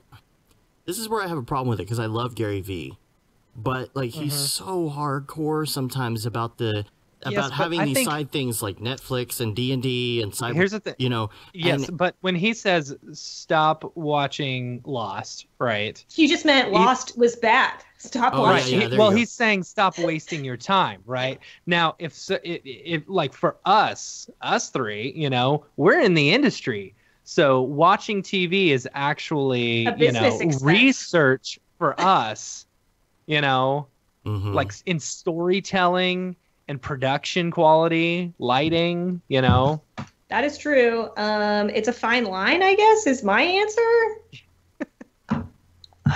Like, I think there's a bunch of different things that factor into this. And one of them is actually, I used to try to be like, if I'm going to be like watching TV, anything I do in my spare time at all has to like directly contribute to my skills. So if I'm going to watch a movie, I need to be like studying it super intensively for composition and like blah, blah, blah. That shit is exhausting. Yeah. It is. And it like, is not restful, and it like really sucks. actually. It's not not a fulfilling use of time on some of these things, but to me it's like, how do you turn off the thing in your brain though that says I should be doing something else? Some of that I think is a habit, because I get that still, and it's just something that over time I tried to be like, I need to just pay attention to what I'm doing and like just relax. Like you need to like actually put effort into it a little bit, and to just like, it's like you just need to do stuff that you have fun doing. Mm-hmm. And I try to not. It's sort of like just like a kind of a nagging feeling you get when you're watching something and you know that you should be either working or relaxing more than you are. That just kind of like lets you know that maybe you're not doing the right thing and you're not spending your time how you should be. It can go either way, because sometimes you actually need to just relax. And there have been times where I've wasted a day watching videos, and it's like I've just been really worked up from working, and like I'm really overwhelmed and like not able to work efficiently. But I also didn't really let myself take a break, because I was still like agitating about work, even though I wasn't really doing anything that day. Like, if I want to work on a personal project on Saturday, I spend all day goofing. Yeah. Sometimes that's good, though. It's you need to figure out like what is good goofing and what is not. And I think it's something that you have to identify over time. I talk to Neil about this a lot, because we play a lot of video games to like relax. And sometimes he's like, do you ever feel like you've been just like playing a video game and it's just because you just are, and like you're not even like having fun, like you're just playing it because you have it and you just feel like you need to be doing something chill, and so you're trying to relax and you spend 3 hours playing this game. And sometimes I do feel that way. Like if I start to get tense playing a game, I'm like, why am I even doing this then? I need to take a break. Like is it a super bad where he's trying to play the video game and he's getting so upset, he's like, why do they even make it like that if you can't? What? You know what I'm talking about? I have no idea. I don't remember. It's been a long time. I'll have to find the clip. It's funny that it actually struck a chord with me. It wasn't even like an important piece of dialogue, but it's what everybody's thinking when you play a really hard video game in extreme mode. You're like, why do they even make it like that if you can't win it? Yeah. I get that point sometimes, and I'm just like, oh, that's because I'm getting frustrated about a video game. Is that really like, so am I having fun now? Yeah. Dave, I think you also get a little bit of like, you and I are business partners in this game of life, and we get a little bit of like, I feel it too, because I feel like, if I'm just playing around, sculpting during the day or something because we've got no work, I feel like I should be out there selling, and crushing it and stuff like that. You should be. I should be. What are you exactly. See, by you saying that right there, that nags on me, But it's like, I bet it's probably worse because there's this partnership that we're working on. I don't know. I think it's just a matter of like really being able to tune into your mood and like what you need. And that just takes a lot of time to build it up, because I'm not great at it, but I'm a lot better than I used to be. And it really is like, how do I feel right now? Because if you sit at the computer and you're supposed to be working and you can't get any work done, like there's a reason for that. And you probably need to be doing something, because sometimes you really need to just like suck it up and power through it and like get your thing done. But it's like sometimes you need to take some time and do something else. Oh man, and it's so really, many it's times hard I do to that. figure out what you should do. Yeah. Like if sometimes I'll sit down and like, I'm like, I should draw for fun. Like it's the evening, I should relax. Like, oh, I need to draw for fun. It's not happening. It's like, you need to stop trying then. Like you need to walk away, do something else and come back, because, if it's not happening, like maybe you need to like build up that energy somewhere else. Oh man. And I guess I just try to like, sometimes you just need to like sit down and read for like read a book or just like whatever. And I think it's like, it's too much time when you're sitting watching Netflix and you're aware of the fact that you've been doing it for forever and you're kind of like not even super engaged with it anymore.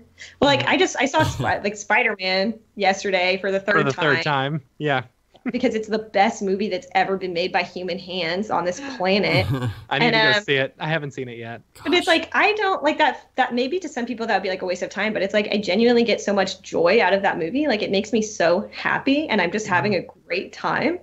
that I feel energized after. Like if you don't feel energized because you spent all day like binge watching a TV show, maybe you did the wrong thing, Right. you know? Like if you actually feel the same amount of tired that you did before, like maybe that's when you're like, that wasn't worth it. Like I did the wrong thing here. I should have, you know, done something else or like pulled myself away from this.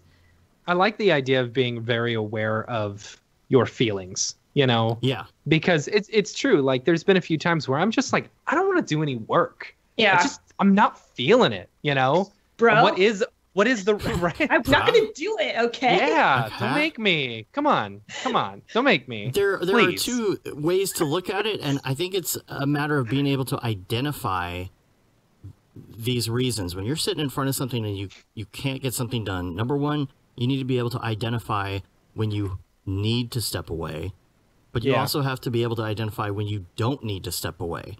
Because like Vierik's Dream Core, like kind of hit it on the head here. If I take a break and I go eat, then I feel like I have to watch something while I eat.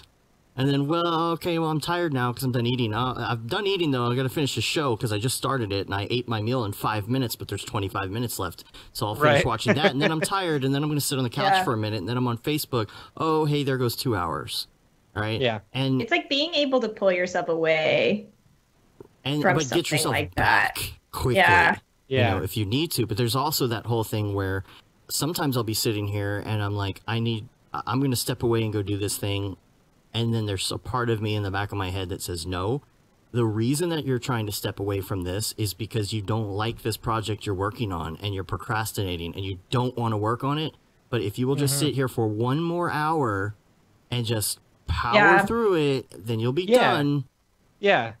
Of course, And the thing is, like, sometimes you just got to make it your own, you know? Right. It's a project that you don't want to do. And once you start working on it, you start making it your own. And then you're like, okay, I'm into this. You know when you get those changes from a client that are like, you get the changes and you're like, oh, that's going to be kind of difficult to make those changes. And I'm not looking forward to having to go back and fix this stuff because I know it's not going to be easy. And I know what they asked for is going to really make me have to like pull my project apart and start over on some things, and it just feels so overwhelming. And then you're on Facebook. Yep. Yeah, I try to make like it's all of this is just like a complicated like Rube Goldberg machine of like tricking yourself into doing.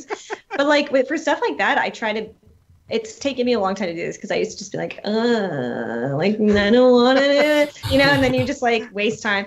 But like being like, okay, I'm gonna spend all day working on this. I work from home, so maybe I'll have a beer while I'm doing it. And then tonight, I'm going to do something like really fun that I want to do and just giving yourself something to look forward to. Like, as long as it's something that you really do want to do. And it's not just like, well, tonight I will binge watch like a random Netflix show. But it's like, I'll go out, to, you know, at the end of today. Or like, I'll go see a movie that I really wanted to see tonight after I do this. Yeah. And then something that can just get you in a better mood. Because I think the hardest part of that is just being like, wow, I have all of this drudgery ahead of me. And if you can try to think of something that you're excited to look forward to, it makes it a little easier to like do the drudgery.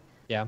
I like the thing that you were talking about earlier is just where you're talking about, you know, not doing the whole project all, but just doing small steps, you know? And I find that if I have a project that I'm not really excited about, if I just start small, you know, start small on it with a client project, that I'll start getting more into it. Yeah. You know. Yeah. And I'll start feeling more positive about it. You know. Yeah, it's like making the progress too. Because if you have you're just at the beginning and then nothing is done, and so you're like, oh, I have the weight of all of this stuff to do. If you do one thing, you're like, well, I got that thing done, and then it snowballs. It's kind of like a to-do list too. Yeah. You know, it's like just checking it off makes you feel like. Right. You can add like really little stuff just so you feel like, oh, I checked this off. I did this. I'm making progress. Right. But it really works, I think. Right. That's actually what I was going to bring up was the to-do list stuff, because when you're working on to-dos, it really does help to do those little sub-tasks because it helps break it up. But the other thing about that is making it simple in that, like, you might have a really large to-do list, but what really helps me in that time when I feel overwhelmed is to bring up the to-do list, get everything out of my head into the to-do list, but then put it on the day that it's going to go, get it all categorized, and then go to my one little area that says today. Because usually if you go and you organize everything and put it on the days that you want to do it, there's not really that much that you have to do that day when it comes down to it. Yeah. So if you get to that point and then you click today, it's like, oh, well, right now I only have to concentrate on 4 things today. Well, that's not that bad. I'll just compartmentalize it over here and just put it to the side. There's something about doing that where your brain finally says, okay, it's written down. I'm not going to forget about it. The switch is turned off. It's in my outboard brain. It's over here, and it's gone at least for the next 12 hours. But, It's funny. Like, it's something very similar. My wife and I, we eat out a lot. We eat a lot of fast food. You know, I hate Chick-fil-A because of the amount of times that we go there in a week. So many chickens. Oh my gosh. Countless chickens. Yes, I have killed many a chicken in my life. Like, I hate Chick-fil-A so much that I started eating their salads because it was at least something different. I did not know that they had salads. Oh my gosh, the Cobb salad is actually pretty good, but it's 800 calories. Like, literally, the salad is the most unhealthy thing you can get on the menu. All the nutrients that you could ever need. Yeah, right? Yeah. But basically, so this is similar. We spend a lot of money on fast food, and I was like, okay, I need to keep my budget looking nice. You know, what days are we going to cook? What days are we going to go out? Yeah. You know, because we've got Taekwondo with my kid, you know, and so our schedules don't really match up to eat at home unless we're eating like really late at night. Right. So it's like, okay, these are the nights we're doing fast food, and every other night we're cooking. You know, and once I got that in my head, it's like that whole thing could just leave. You know, I didn't have to worry about it anymore. I mean, it's just a little similar to what fasting helps that too, because then you're not worried about what to eat. You just keep intermittent. working. Oh, you know what? And it's also, it's funny. Another thing where you're talking about the you know, keeping people accountable, your accountability thing. So I've got Pickle Nick here, you know, and him and I have both been doing the intermittent fasting together. And like, there has been a few times where I'm like, I want to go downstairs and just grab a snack, but I'm like, no, Pickle Nick would be sad that you would know that I'm giving up on us. Yeah. Exactly. You did that. You know, so it's like we're keeping each other accountable. And last week I lost 4 pounds. That's awesome. Yeah, dude. It works. It's all that routine. It's like routine and just like getting into the vibe. It's like I eat a lot of the same food. Like usually I will make a lunch and I will eat that for lunch like all week. And I'm glad that I'm not the type of person that would be like kind of picky about that, because I know that I don't really know what you can do about that if you're the type of person that really wants to eat like a different thing every day.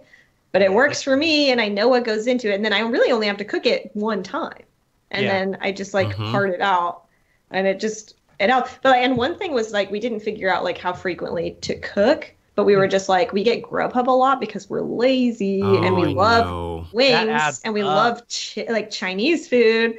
And DoorDash though has a subscription model now. It's $9.99 a month for unlimited deliveries with no charge. No, don't tell me these things. That's actually pretty good. Do not talk to me about that. But I like. Do they deliver Chick-fil-A? Yes. Like no. It helped me to be like, we only need to do this on the weekends, because it's way too easy to be like, we had a tough day all day with work and like school. Let's get Grubhub tonight. It's like, stop. We gotta stop doing that. Like weekend treat, yes. Weekday, no. I have to admit, during the Christmas holidays, there was one point where I had 3 different orders from DoorDash coming at the same time. Wow. I had, because it was multiple people ordering, but it was like, well, we want this thing, but we want these rolls from this other place. And I'm like, well, they have free delivery on this one. Like, we could get the rolls and this. And I wasn't feeling well. And I'm like, I want one of those. It's from the secret menu. It's like a hot toddy almost, but without the alcohol for if you have a cold at Starbucks. A home toddy. Yeah. And so, like, I ordered that as well. And literally all 3. I was like, I am an awful person right now. Yeah. I will say, like, during the holidays, everything gets a little looser. Yeah. It's the holidays. Yeah. Come on. So I think it's hilarious when Dave and I are on Skype and all of a sudden he gets McDonald's delivered to him. Yeah, Taco Bell. No, you have not done it in a while. in the Grubhub app, and I was like, Neil, you are forbidden. Like, if I see you get Taco Bell delivered, it's over between us. This 10-year relationship is done. This is a violation. But that quesarito dough. It is a crime in this house. I was like, if you're gonna get Taco Bell, that's fine, but you have to go get it. Like, that's the one thing that you have to do. Caitlin, next time you visit your folks in Oklahoma, I don't know if they've got Taco Casa there. Oh, I know. I don't think they do. At least not anywhere near. Man, so like it is old school Taco Bell bean burritos, Taco Casa. Like at one point in like high school or something, they changed the recipe and they started using different beans. But Taco Casa, it's 1980s classic Taco ones. Bell. Okay. Yeah, 1980s Taco Bell, so like good. Run for I'll the keep border. that in mind. Yeah. Taco Casa is good. They're way more expensive than Taco Bell because they just That's like lay on the encouraging to me. cheese. Yeah, Oh, I'm actually okay. I would pay more for a higher quality burrito. Really, I think that's fair. Yeah. Except the quesarito, though, I'm telling you. It's good stuff. I'll give it a try. All right. Well, let's move on to some other bits and pieces here. Oh, man. What was the topic? I can't even remember the topic. Toxic distraction. Oh, there we go. Whoops. Bringing it back around full circle. Show I hope title. you all learned something. Yep. I That's always funny. say show title and I don't write it down, and then I'm writing the show Write title. it down right now. And I'm like, Talk- what Don't was let the yourself distraction. get distracted. Yeah. Right. I'll remember. Because then he's got to listen to the whole show just to see what it was. Yeah, I actually have had to do that before. I'm super hungry now too. I know, me too. All this Taco Bell talk makes me. Is it past fasting time? It is. Oh, I've got one curly whirly For left. me, I've got. See, Don't do that's that. your problem. You're doing intermittent fasting. You immediately eat curly whirlies. That's a little counterproductive. I saw a tweet the other day that said, "Is intermittent fasting that one where you skip breakfast but then you eat an entire pizza for dinner?" Yes. It can be. It is. Yeah. The thing is, your body takes so long to like get rid of all that like glucose and stuff. I don't know. It's working for me. Whatever works. I don't know, man. This is not my field. Yeah. It could be anything. And like Mark said, like, we stream a podcast during the workday. We're distracting everybody now. See. Sorry. All right. Well, let's go to some links. Dave's links. All right. Number Dave's links. There you go. I just want to participate in the jingle. Oh, there's a jingle that goes in there. Oh, it goes in there. Oh, there is? Oh, okay. Yeah. Never mind. You Yeah. got a pro. Only if you listen to the audio version. Yeah. But, all right, this first one, this was this morning, Right, a reverse film by Somei Sun, who did the Oppo X spot, did the breakdown on Brograph breakdowns and the Monday morning meeting, and the Monday meeting, not the Monday morning meeting. Why do I always do that? I love alliteration. So there's a link to that. You can check that out. Also, let's see. Graham Bucknell sent me this as an email. Said, I saw this while doing some research for a potential upcoming job. It looks super easy to finalize a rig from Mixamo using this script called RH Character Tools. It's a Gumroad project, which I will post. And then the Damn Pot Player. This came directly. Damn! This came directly from the Brograph Slack under Make Windows Suck Less, and I saw some people talking about this. And you got to go to the right. I think there's like a fake site that is spammy. You got to go to the right site to get this, but it's called the Pot Player. It's made by Damn, and apparently it's like better than VLC in many ways. Okay. So I kind of have this problem too, where I want to be able to just open a video and step through it like a normal person, and you don't have QuickTime anymore when you're on Windows. So you use this awful built-in player, or you try and use VLC, and this allows you to at least step frames and things like that. And from what I'm hearing, it's better. I haven't installed it, but I plan to today. So anyway, I'm looking at this Mixamo control or the RH character tools. Looks kind of neat. yeah. We may have to spend $48 on a plug-in, Dave. Oh, well, okay then. Quick business conversation. Right. Yeah. All right, Anyway. so let's do some Beeple's People now. Yay! There's another jingle here. Yeah. People's people. I don't know what it's about, so I can't like do a cool improv it's thing. done on the theme of Jeepers Creepers. Beeple's People. People. How'd you get those people? How'd you get them greebles? Where'd you get them where- greebles? The Oh my god. Okay, this is real good. You guys have this covered. So What's up with that guy? yeah, it's all like very 20s, 30s, I guess. And Super it's relevant. Dave singing it, too. Oh, it's me singing, yeah. Yeah. Do it live. Do it live. Do it live! Do it live. I recorded it by singing into a cup. Oh, for the added resonance. I Right, really right, did. right. I did the old, like, hold on, can I do it in here? People's People. Yeah, there you go. Yeah, I did that. It worked really well. Oh, that's good. Yeah, most people didn't even know it was me. Wow, I look forward to going back and hearing that. Yeah, I'll send you a link after the show. Yeah. Please. So, So tell okay, me about the people. here's what Beeple's People is. We make up ridiculous storylines to go with Beeple artwork. And Yes. it's evolved to the point now where there's an ongoing storyline, and we've connected all these things together in the Amazing. It's universe. straight up D&D for Beeple's Oh, artwork. definitely. Yeah. Definitely. Yeah. And we just look at it and how does it tie into the narrative? We have all these little things going on about the big Beeple's people and the little Beeple's people and Yes. the terraforming, and it's all coming together in one big stupid story. So Yep. I like it. We've tried multiple times to create Beepleception, where I think we have achieved that. have actually. we achieved? I don't know if we have. Describe Yeah. it. We're trying Okay, to where- influence where- Beeple. Because Secretly. Mike, Get back Mike in his listens brain. to the show. We know he listens Okay, I to was the about show. to Oh, ask, yeah. like, has he seen or witnessed any of this Oh, at yeah. all? Yes, yes. I actually asked him at the Beeple party if he listens, and he says, "I listen to the show, but I can't listen to Beeple's People because it feels too Weird. Well, self-promoting." Well, it's also like That's not the word you in used, the but- Adventure Zone, they talk about not reading the Reddit anymore because they want to keep their ideas separate, Yeah. and I think that's Yeah, like a yeah. crucial thing for creators. You know, Yeah, try yeah. not to get contaminate their vision. yeah, I like Very that. important. Yeah. I've So- heard.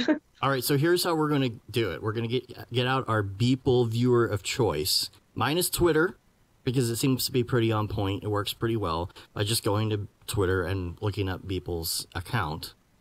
Mm-hmm. So I've heard he has one. everybody's got their own Beeple viewer of choice. And I did. so I'm going to go to, let's see. Enhance. I've hacked into the Oh, Beepleverse. I saw the worst enhanced thing this week. What was it on? Oh, it was on Designated Survivor. It just happened to be on TV. And this dude, she was like, you can go in and find fingerprints on the wine glass that's next to this woman in this video. And he goes in and like blows up the wine glass and is able to see the fingerprints on it. I'm like, that's the worst enhanced Yeah. thing I've ever seen. I'm curious what people's thoughts are on the original Blade Runner Enhanced, because he's like moving shit around and like looking around corners and stuff. And I'm like, okay, look, all right, there's no Yeah. way. That's not You how are this works. That's not how cheating. any of this works. The There's meme. Kevin. Finally. See, I told you Kevin would show up. I knew. I was waiting. All right, yeah, the Zuckerberg piece is in here, but we are going to start on February 7th, Year of our Lord 2019. Okay. And this one is Heard of called it. Alien Spiderbot Flex. Okay. Everybody got that? It does pretty. not look like anyone is flexing, though. Is that Very- like a? Is that? But it could be like a. You just got served. Like I think flex? I think people's always flexing on us all the time. So Okay. I thought that like, was the name of the spider bot. Oh, okay. Could See, be. all That three of makes- us saw it something different. Yeah. right. Oh. Yeah. I was looking for those muscles. I was like, where's my cut spider bot? Not in here. F-L-E-X. Okay, does it, maybe it stands for something. Oh yeah. like futuristic, lithographic, exponential. That's it. Yeah. It's just Xenomorph. EX. You got it. Full leg. Xylophone. External. Full leg Xylophone. Full leg. It's always xylophone with X. Xylophone. There's nothing else starts with X. Are we trying to like tie this back to a pre-existing narrative? Well, here's the deal. Not this one. This one doesn't look like it. Here's the deal with this. This is why I found this interesting, is because there's an alien dude in this, and this is a little bit different. There's not a Beeple's people in this one. A Beeple's person. This is a Beeple alien. And we haven't seen a Beeple any. Alien. Now, I think we did talk Beeple about... Sorry? Nothing. Carry on, Ablealian? please. It's a Ablealian. Alien. I like that. I like that. That's better. Billy came up with a name for some aliens or something. Oh my gosh, what was it? I think I wrote it down somewhere. I'm going to have to go back and find it. Fiber optic lunar extractor. I like that. That's Ooh. good. Is it? The flex. Yeah. Fiber optic lunar extractor. Now, That's pretty spicy. I like that a lot.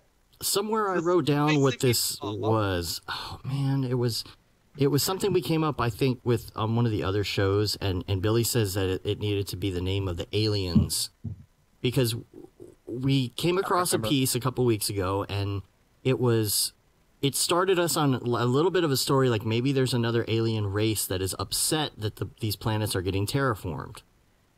Yeah, I don't know. And so this is the first time we've seen this alien. Right after People's People happens, I completely wipe it from my mind. It's a Men in Black thing. You have the little stick. Yeah. Right. I just pointed at my own eyes. Yeah. We're done. So the thing about this alien, he's very like nonchalant. He's, if he were. Oh, he's kind of flexing on us right now. Oh yeah, actually. totally. Like in terms of his attitude. Yeah, he's like, that's right, bro. It's my spider. What about it? This is my flex. Right. Yeah, I mean, I don't know about you, but like if I saw this, I would feel very intimidated. I would be so intimidated. Yes. Mm-hmm. Yeah. I am but one small. I'm a very wee human being, and it's hard to get a sense of scale for like how would I fit in this room? Like where would I stand? How many hands tall is this robot? But how many people's tall? Great. And are we talking little peoples or big people? Yeah. It's quite large, and I don't know. I mean, I don't feel like he has like positive intent. Like I feel a negative energy. Well, because that's the red eyes. Yeah, but and red the way eyes he's like, always mean evil. You are nothing to me. Like, right. This is how I speak to basically anyone that comes in while I'm working. I'm like, right. What are you getting out? But I'm feeling some sarcasm from this guy, big time. Yeah. Like, what's the name of the raccoon, but not raccoon? You know what I'm talking about.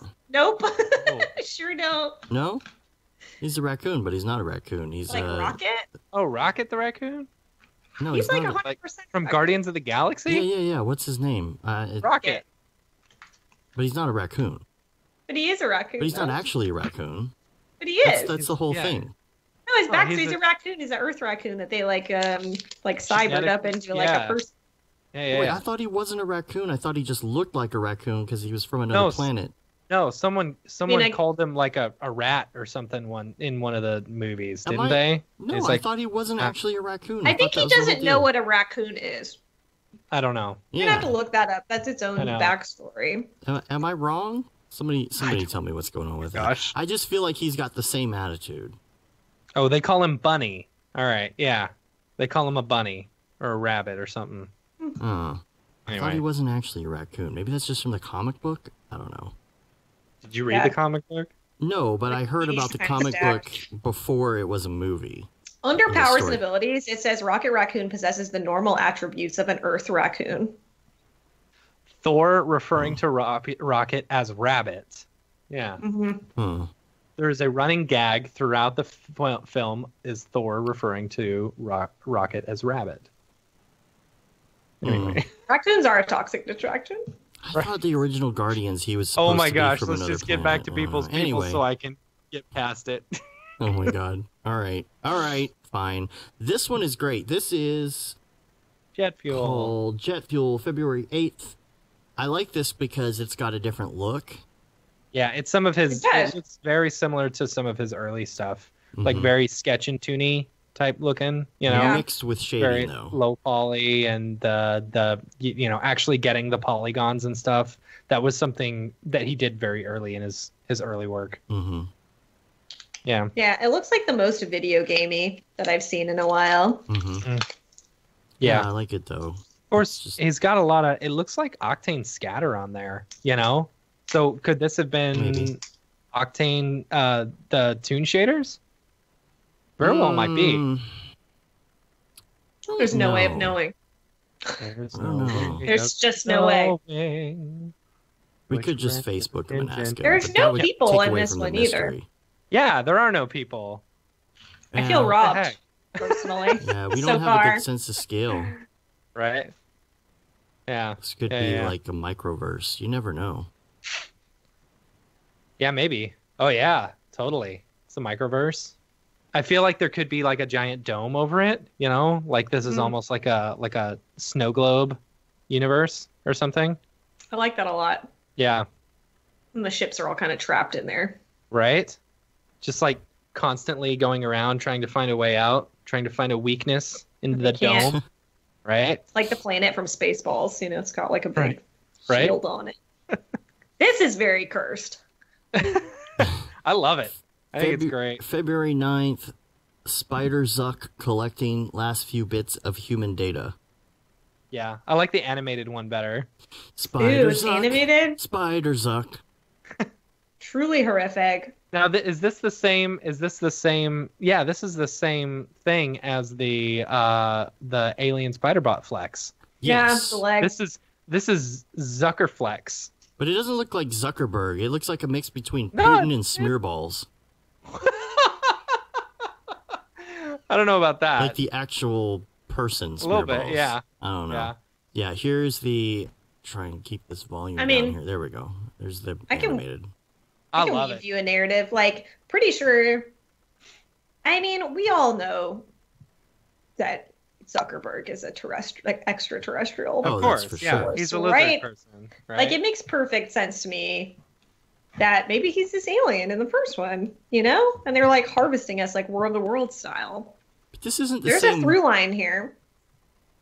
Totally. Is this the same bot? I don't think Spider? it's exactly the same, but the legs are the same legs.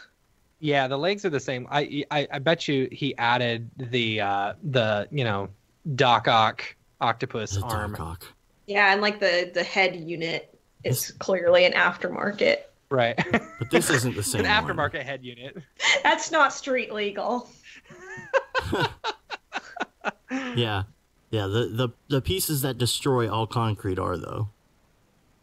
Mm-hmm. Oh yeah, naturally. I mean, It's you a have to beautiful have that. piece. It's a beautiful piece. Yeah, I this is I great. love like look at the toes like as they touch the ground. Yeah. Like Oh, that yeah. that's a cool little addition to it, you know? Like, I'm very compelled by this image. Right. I mean, it's terrifying. It's absolutely like horrifying. But look at the screens going around his face. Yeah, Facebook. Like in the animation. That's cool. Yeah. I like that. I wonder if there's any. Caitlin, I was going to ask you this on your little your Giphy animation.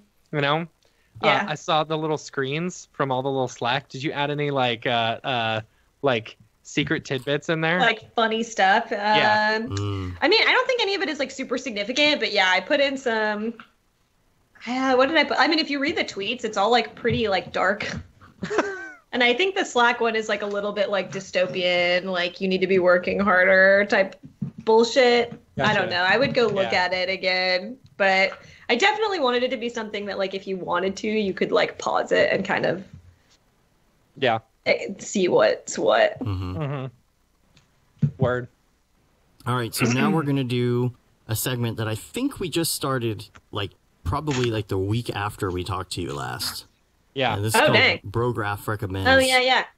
So we're going to go through, we were trying to remember if you had done this before or not. And It's like we I can't couldn't remember. You Yeah. know? That's all right. You probably have new answers by now, so Dave, that's fine. Dave was really good at like updating the Brograph recommends page, and then it fell no, off like I'm gonna take a year and a that half down. later. Yeah, take it down. Yeah, I'm gonna take it down. Like, I just don't have the bandwidth for it. So, It's all just good. start small, Dave. Just start small. Yeah, I'll start small by removing it. Yeah. Done and done. Check that off my to-doist. And we'll start so small. All right. You know what? I'm gonna do it right now. We're gonna start with. Well, don't delete it. Just move it down to the not linked pages. Yeah. Okay. Yeah, totally. Brograph recommends number one. What is your favorite movie? It's Spider-Man. I was gonna say I knew this answer. Yeah. Baby, it's fucking. I mean, I will pick a different one if you want, but like seeing it the third time, I was like, this really is. After the credits were rolling the first time I saw it, and I was like, I am blown away. I was like, I could not believe it. And like the third time, it's just as fun, just as good. Oh my god, I just like cannot speak. It's like in a way. It's like it's frustrating because I'm like, wow, I will never achieve something to this level in my life. Don't you know what I mean? Don't beat yourself up like that. No. And you know what? Like I have a natural instinct to feel that way about anything, but the joy and like happiness I feel watching that movie overshadows it to such an intense degree. Like I don't know. I'm just glad it exists. I don't even like I've never liked Spider-Man that much. Like I've always like been like like the superhero movies, and I've always loved like Marvel stuff, but like Spider-Man was never a character that appealed to me, and like for that movie to be like so esteemed in my eye, it's like just a testament to what an incredible job that they did. Yeah. So I mean, they just knocked out the park. Takeaway recommends. Oh, maybe I did. Yeah, you did. I'm like, where is it? Oh yeah, sorry. Maybe I did remember. I didn't mean to interrupt. Like that's how much you were on top of it. It's like already done. Yeah. You just forgot to delete it from your Todoist. Yeah. You need to add a Todoist to delete the Todoist. Well, you know, you get points on there. It's almost like a game, so I gotta add it and check it off just to get my points, my Todoist points. Yeah.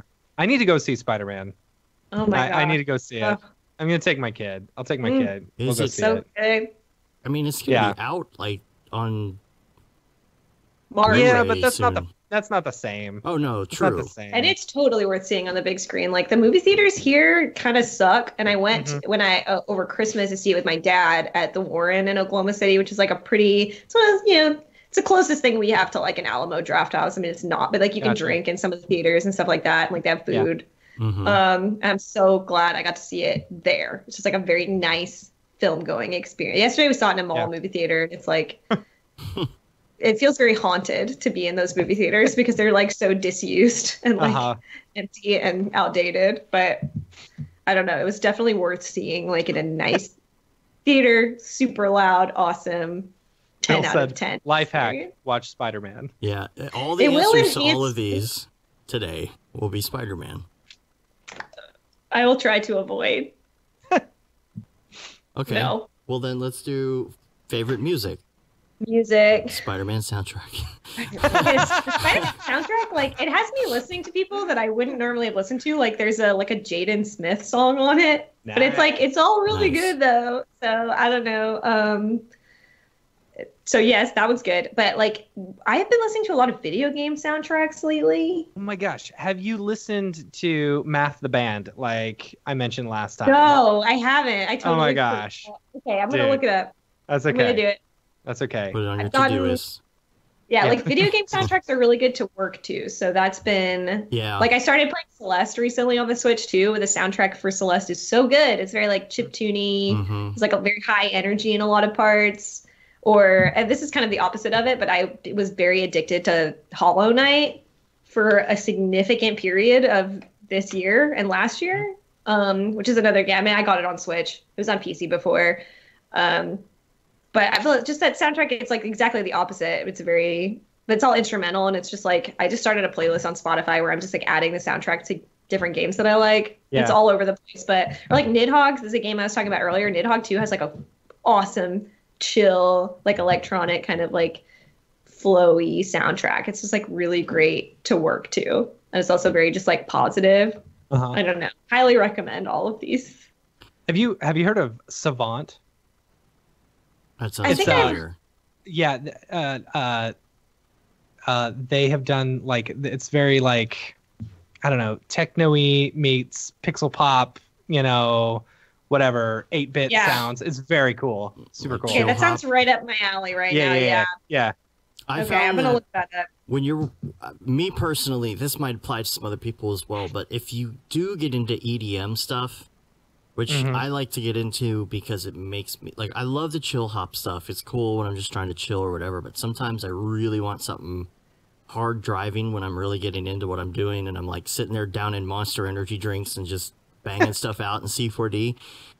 I will start listening to stuff that is harder and harder in the EDM world, like more and more, just closer eventually to it's dubstep. just a constant drone. Yeah, you know, just a white noise machine. Right.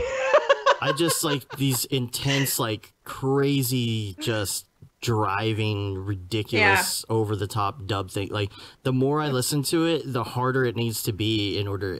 It's like doing heroin or something. It's like chasing the dragon. Not that I. And then I started doing a lot of drugs, right, to get my work done.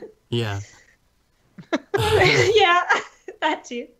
I know what you mean, though. It's like I really like stuff that is very intense to work to, depending. Yeah. Yeah, it's very dependent on the mood. That like can what help. you need to do. Yeah. If I'm writing up a contract and I'm typing, I can't listen to anything with talking or lyrics in it. Yeah. It's weird. Because it actually, like, if I'm doing like more tedious, like thoughtless type of work, then I'm more likely to be listening to like a podcast or an audiobook. Yeah. Mm-hmm. Yeah. Because it's just easier. So it just depends on what's going on. Your Extreme Core is suggesting Camellia Planet Shaper. I'm going to have to go check that out. Pretty hardcore. Yeah. Kevin says he's going to have to share his heavy bass wubs playlist. Sounds cool. Wah, wah, wah, wah. That sounds solid. Yeah. All right. Favorite TV show? Spider-Man. Spider-Man. Into the Spider-Verse. Man, it's like I haven't really been watching a lot of TV shows lately, and if I do, it's usually like chilling out and just like putting on The Office again for like the 70 millionth time. Yep. I feel like we might have talked about this last time. Yep. No, I don't think we did. It's been a while since I've like really started a new show, but like of the ones that I did like last year, I started watching Brooklyn Nine-Nine. Oh, so good. I'd never seen it. Yeah, I love that show. I started totally different, but Broad City I hadn't watched before until the end of last year. That show is gross, but it's freaking hilarious. I'm trying to think of like Broad City. I don't think I've seen that one. No, and I don't even know how to describe it, but maybe check it out. I don't know. It's like it's pretty good. You know how many times I've seen the Dundee Awards? I'm sure it's been a lot. It's a great episode. I know like every line by heart.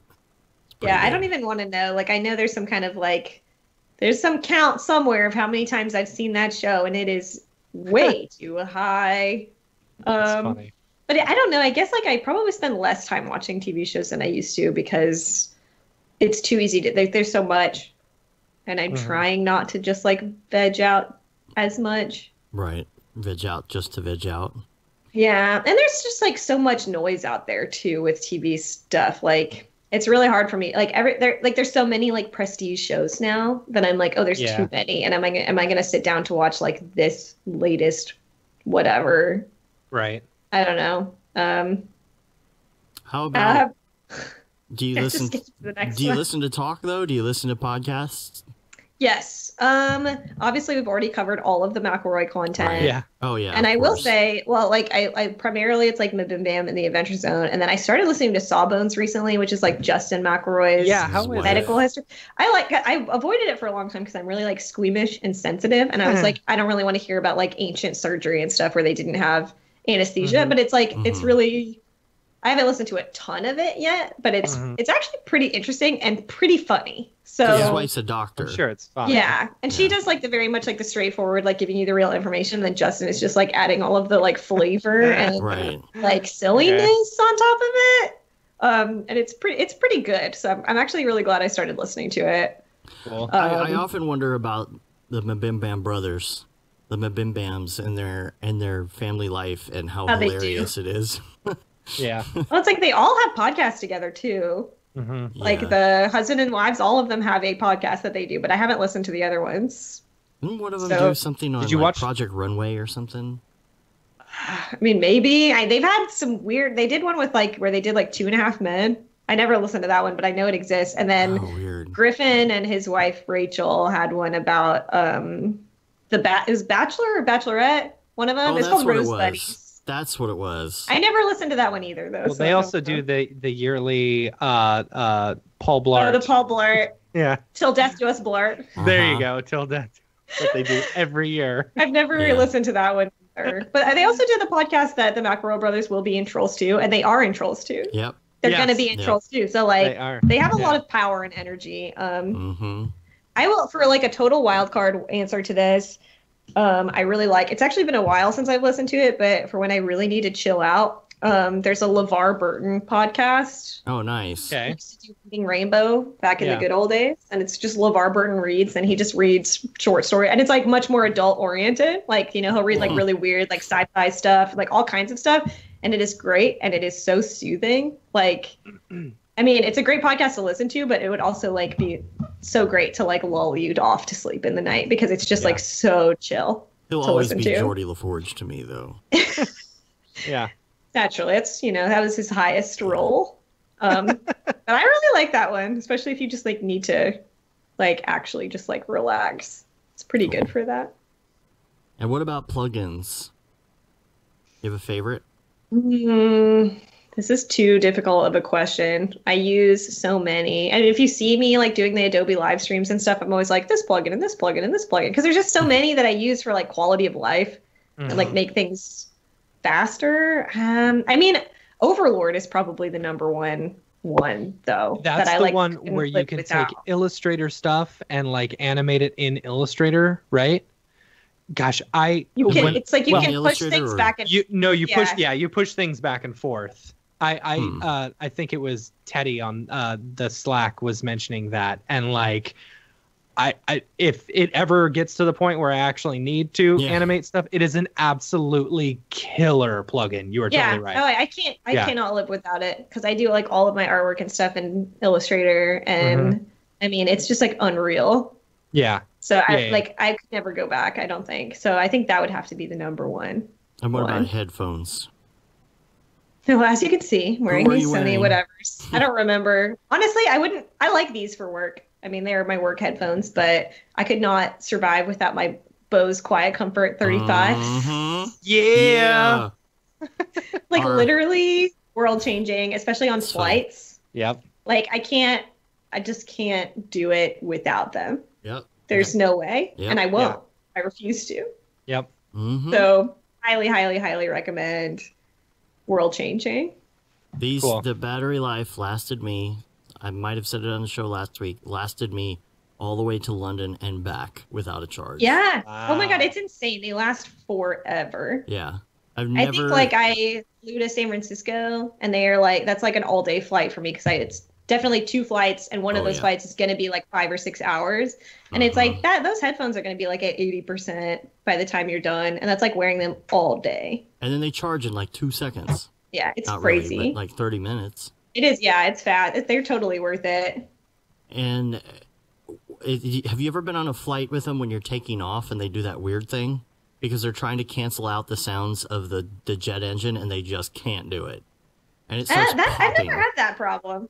If you have them on when you're taking off, you'll notice because just the... I mean, I always do because I can't stand airports and people in them. You don't hear the noise like the... It starts trying to cancel out the jet. I haven't had that. Oh, really? Oh, no. Man. How old are your headphones? Almost 2 years at this point. Maybe. I feel like that's probably about how old mine are, actually. I don't know. That is weird. I've had some issues with pairing a couple of times, but it's never been like something that I haven't been able to fix, where it like just won't connect to my phone or something. That's happened a couple times, but usually I'll just like turn my phone on and off or whatever, and it'll work. But that's about as bad as it's been. The sharing option on them is really cool. If somebody else has a pair of headphones, you can both listen to watch Netflix at the same time. Yeah. Shut up. That's amazing. Pretty great. Can Netflix and chill, even with separate headphones. Finally. Yeah, finally, what everyone wants. What I've always thirsted for. Yeah. This episode of Brograph brought to you by the Quiet Comfort Bose 35. Not really. It needs to be because we talk about it every episode. I'll tweet him. Hey, All right, website or Chrome extension? I don't have any kind of answer for this. I guess I have, like, I don't really use any ad blocker. I don't know. This is lame. I got like Boomerang, which helps you, I guess, keep track of emails, and it like reminds you to send follow-up emails and stuff. But this is like such a boring answer. No, that's a great answer. Mm-hmm. I don't even remember where I found it, but Boomerang. Boomerang. And I can't even remember why I got. I think it might help you keep track if people have opened the emails you've sent them to, but I like cannot remember if that's true or not, or if I'm just making that up. Yeah. But it definitely helps for me to like follow up with people that I need to follow up with. Mm-hmm. This is like Schedule an email to be sent later. Easy email reminders. That's cool. Yeah, I think that's why I got it, was to schedule emails to send. I have something like that. I don't know if I don't remember. I haven't used it enough. You know it's really good. You know what it's got things that'll tell you how likely you are to receive a response. Ew. That's interesting. Oh, wow. If it has a database of those. Huh. Yeah. Like I word use count, it for subject length, question count. That's weird. Neat. Yeah, that is interesting. Mm-hmm. There's like untapped power in there. See, the email scheduler is good for when you tell a client that something's going to take 2 days and it really takes you 2 hours. And then you just send them the link to it, but you schedule it for 2 days later. That's how everybody does it, right? I don't know if I've ever had to do that. Sometimes I see how it is. Yeah, sure. Playing it safe. Like, for work, honestly, it's like we would just never have long enough turnarounds that was ever a thing. Honestly, but like maybe for freelance stuff, I don't know. I've been doing a lot less freelance stuff as the years have gone on. There is kind of a feeling sometimes if you get something done too fast, you're like, well, maybe I'll just wait till the end of the day to send this. Yeah. You know how it's always best to check it again anyway. Yeah. Just safe. I'm sitting on it. I'm thinking about it a little bit. You know, just like I do with my personal stepping projects. away so I could do it. Yeah, it's totally why. Yeah. All right, I got 10 minutes. Oh, yeah, I forgot. Okay. Got to pick up my kid. Last one. Dang it. Life hack and not watch Spider-Man. Hashtag parenting. Yeah. Life hack. Man. I mean, I guess the problem is I don't feel like I've hacked life at all. Like, I feel like it's just always That's my favorite answer. been It difficult. doesn't have to be profound. And my favorite one is still Mitch Myers because he said you turn your toaster on its side to make some bomb-ass grilled cheese. I'm gonna debate that because I that actually stresses saw me this out a lot. I do not like that. I saw this on Reddit the other day. Someone said, "Oh yeah, try this out," but then you don't realize that the thing shoots it back out, so that it's just gonna shoot it sideways and onto the floor. I know I'm gonna get cheese up in there. We don't actually have a toaster though. We have a toaster oven, but we don't have like the classic. Yeah, see if you get a Pop-Tart toaster style. oven, just use it. Yeah, that's true. I have to make them skillet style. Yeah. Maybe I got a whole thing worked out for my grilled cheeses. Man, I am like really thinking, I don't know, convince your boss to let you work from home. Life hack. Yes. Because working from home is the that's best thing good. ever. I think that's a good one. The thing is, that's a really hard hack to do, I think. I have found very few people who are willing to entertain remote positions, which I find very frustrating because honestly, it's so much better. I like my workspace, like the office, it was like not ergonomically acceptable. Every time I go into the office to work, like it hurts because I've had like arm pain and like, you know, back pain and stuff like that from working, like overuse injuries and stuff like that. And it, like they're not set up comfortably, and like the open office thing, like it's so hard to get anything done. I don't know. And it's like at home, like I'm not freezing. I have food, like, and I can just work. I really do get more work done. Like my setup, it's exactly how I need it to be. Nobody can like approach me and drag me outside for some unrelated thing. Just like, I don't know. Yeah, we still do have like meetings that are just like, they're time eaters, you know? And when you're really getting, that's the thing, when you get into the zone on a project, it's like, oh, spontaneous meeting, everybody in the conference room, so we can talk about something completely unrelated to anything that you need to do. And it's like, they don't need me in the meetings. Like, they don't. And I don't know. So, it like, Working from home, like honestly, life is still very stressful, but like my stress levels went down so noticeably. Like, and not having to commute an hour each way to get into the office. Yep. Like, it's crazy. I don't know. No, I like that. If you can swing it, that is. Yeah.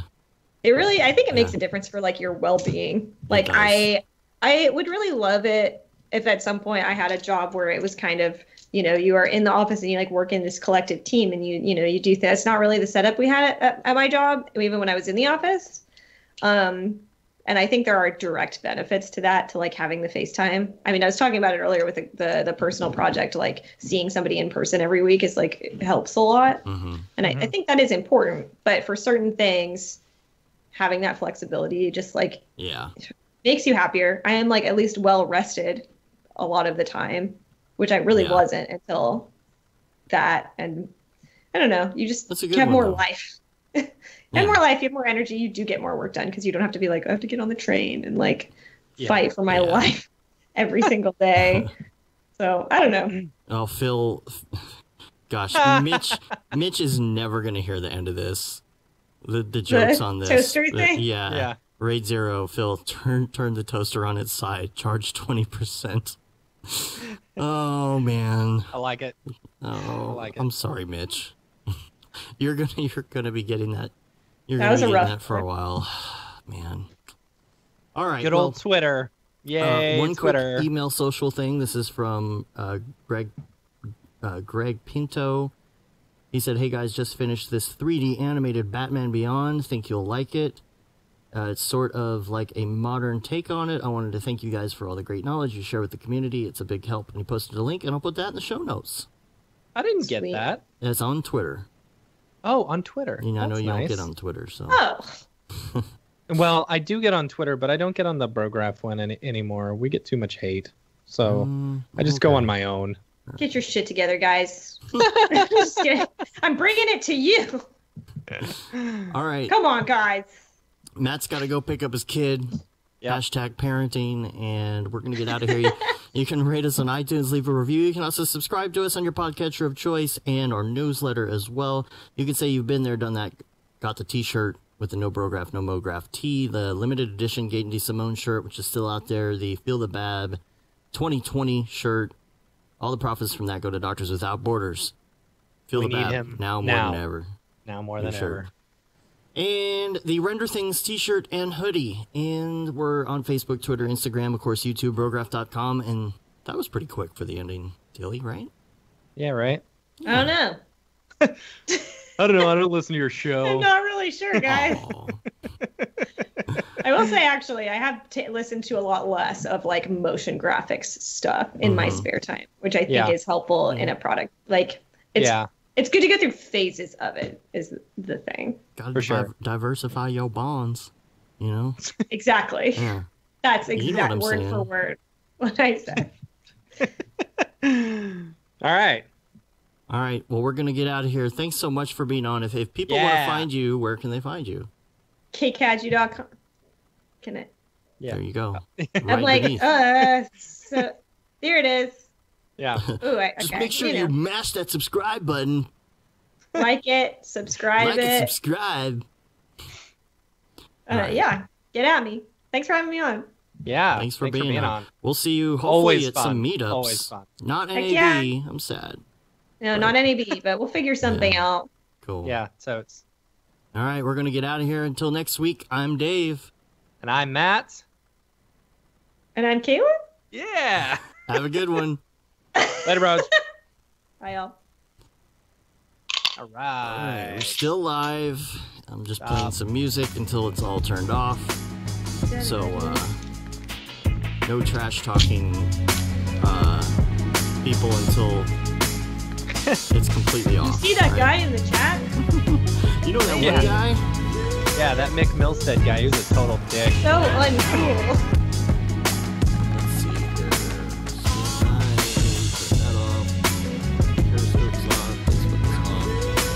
Bye, YouTube.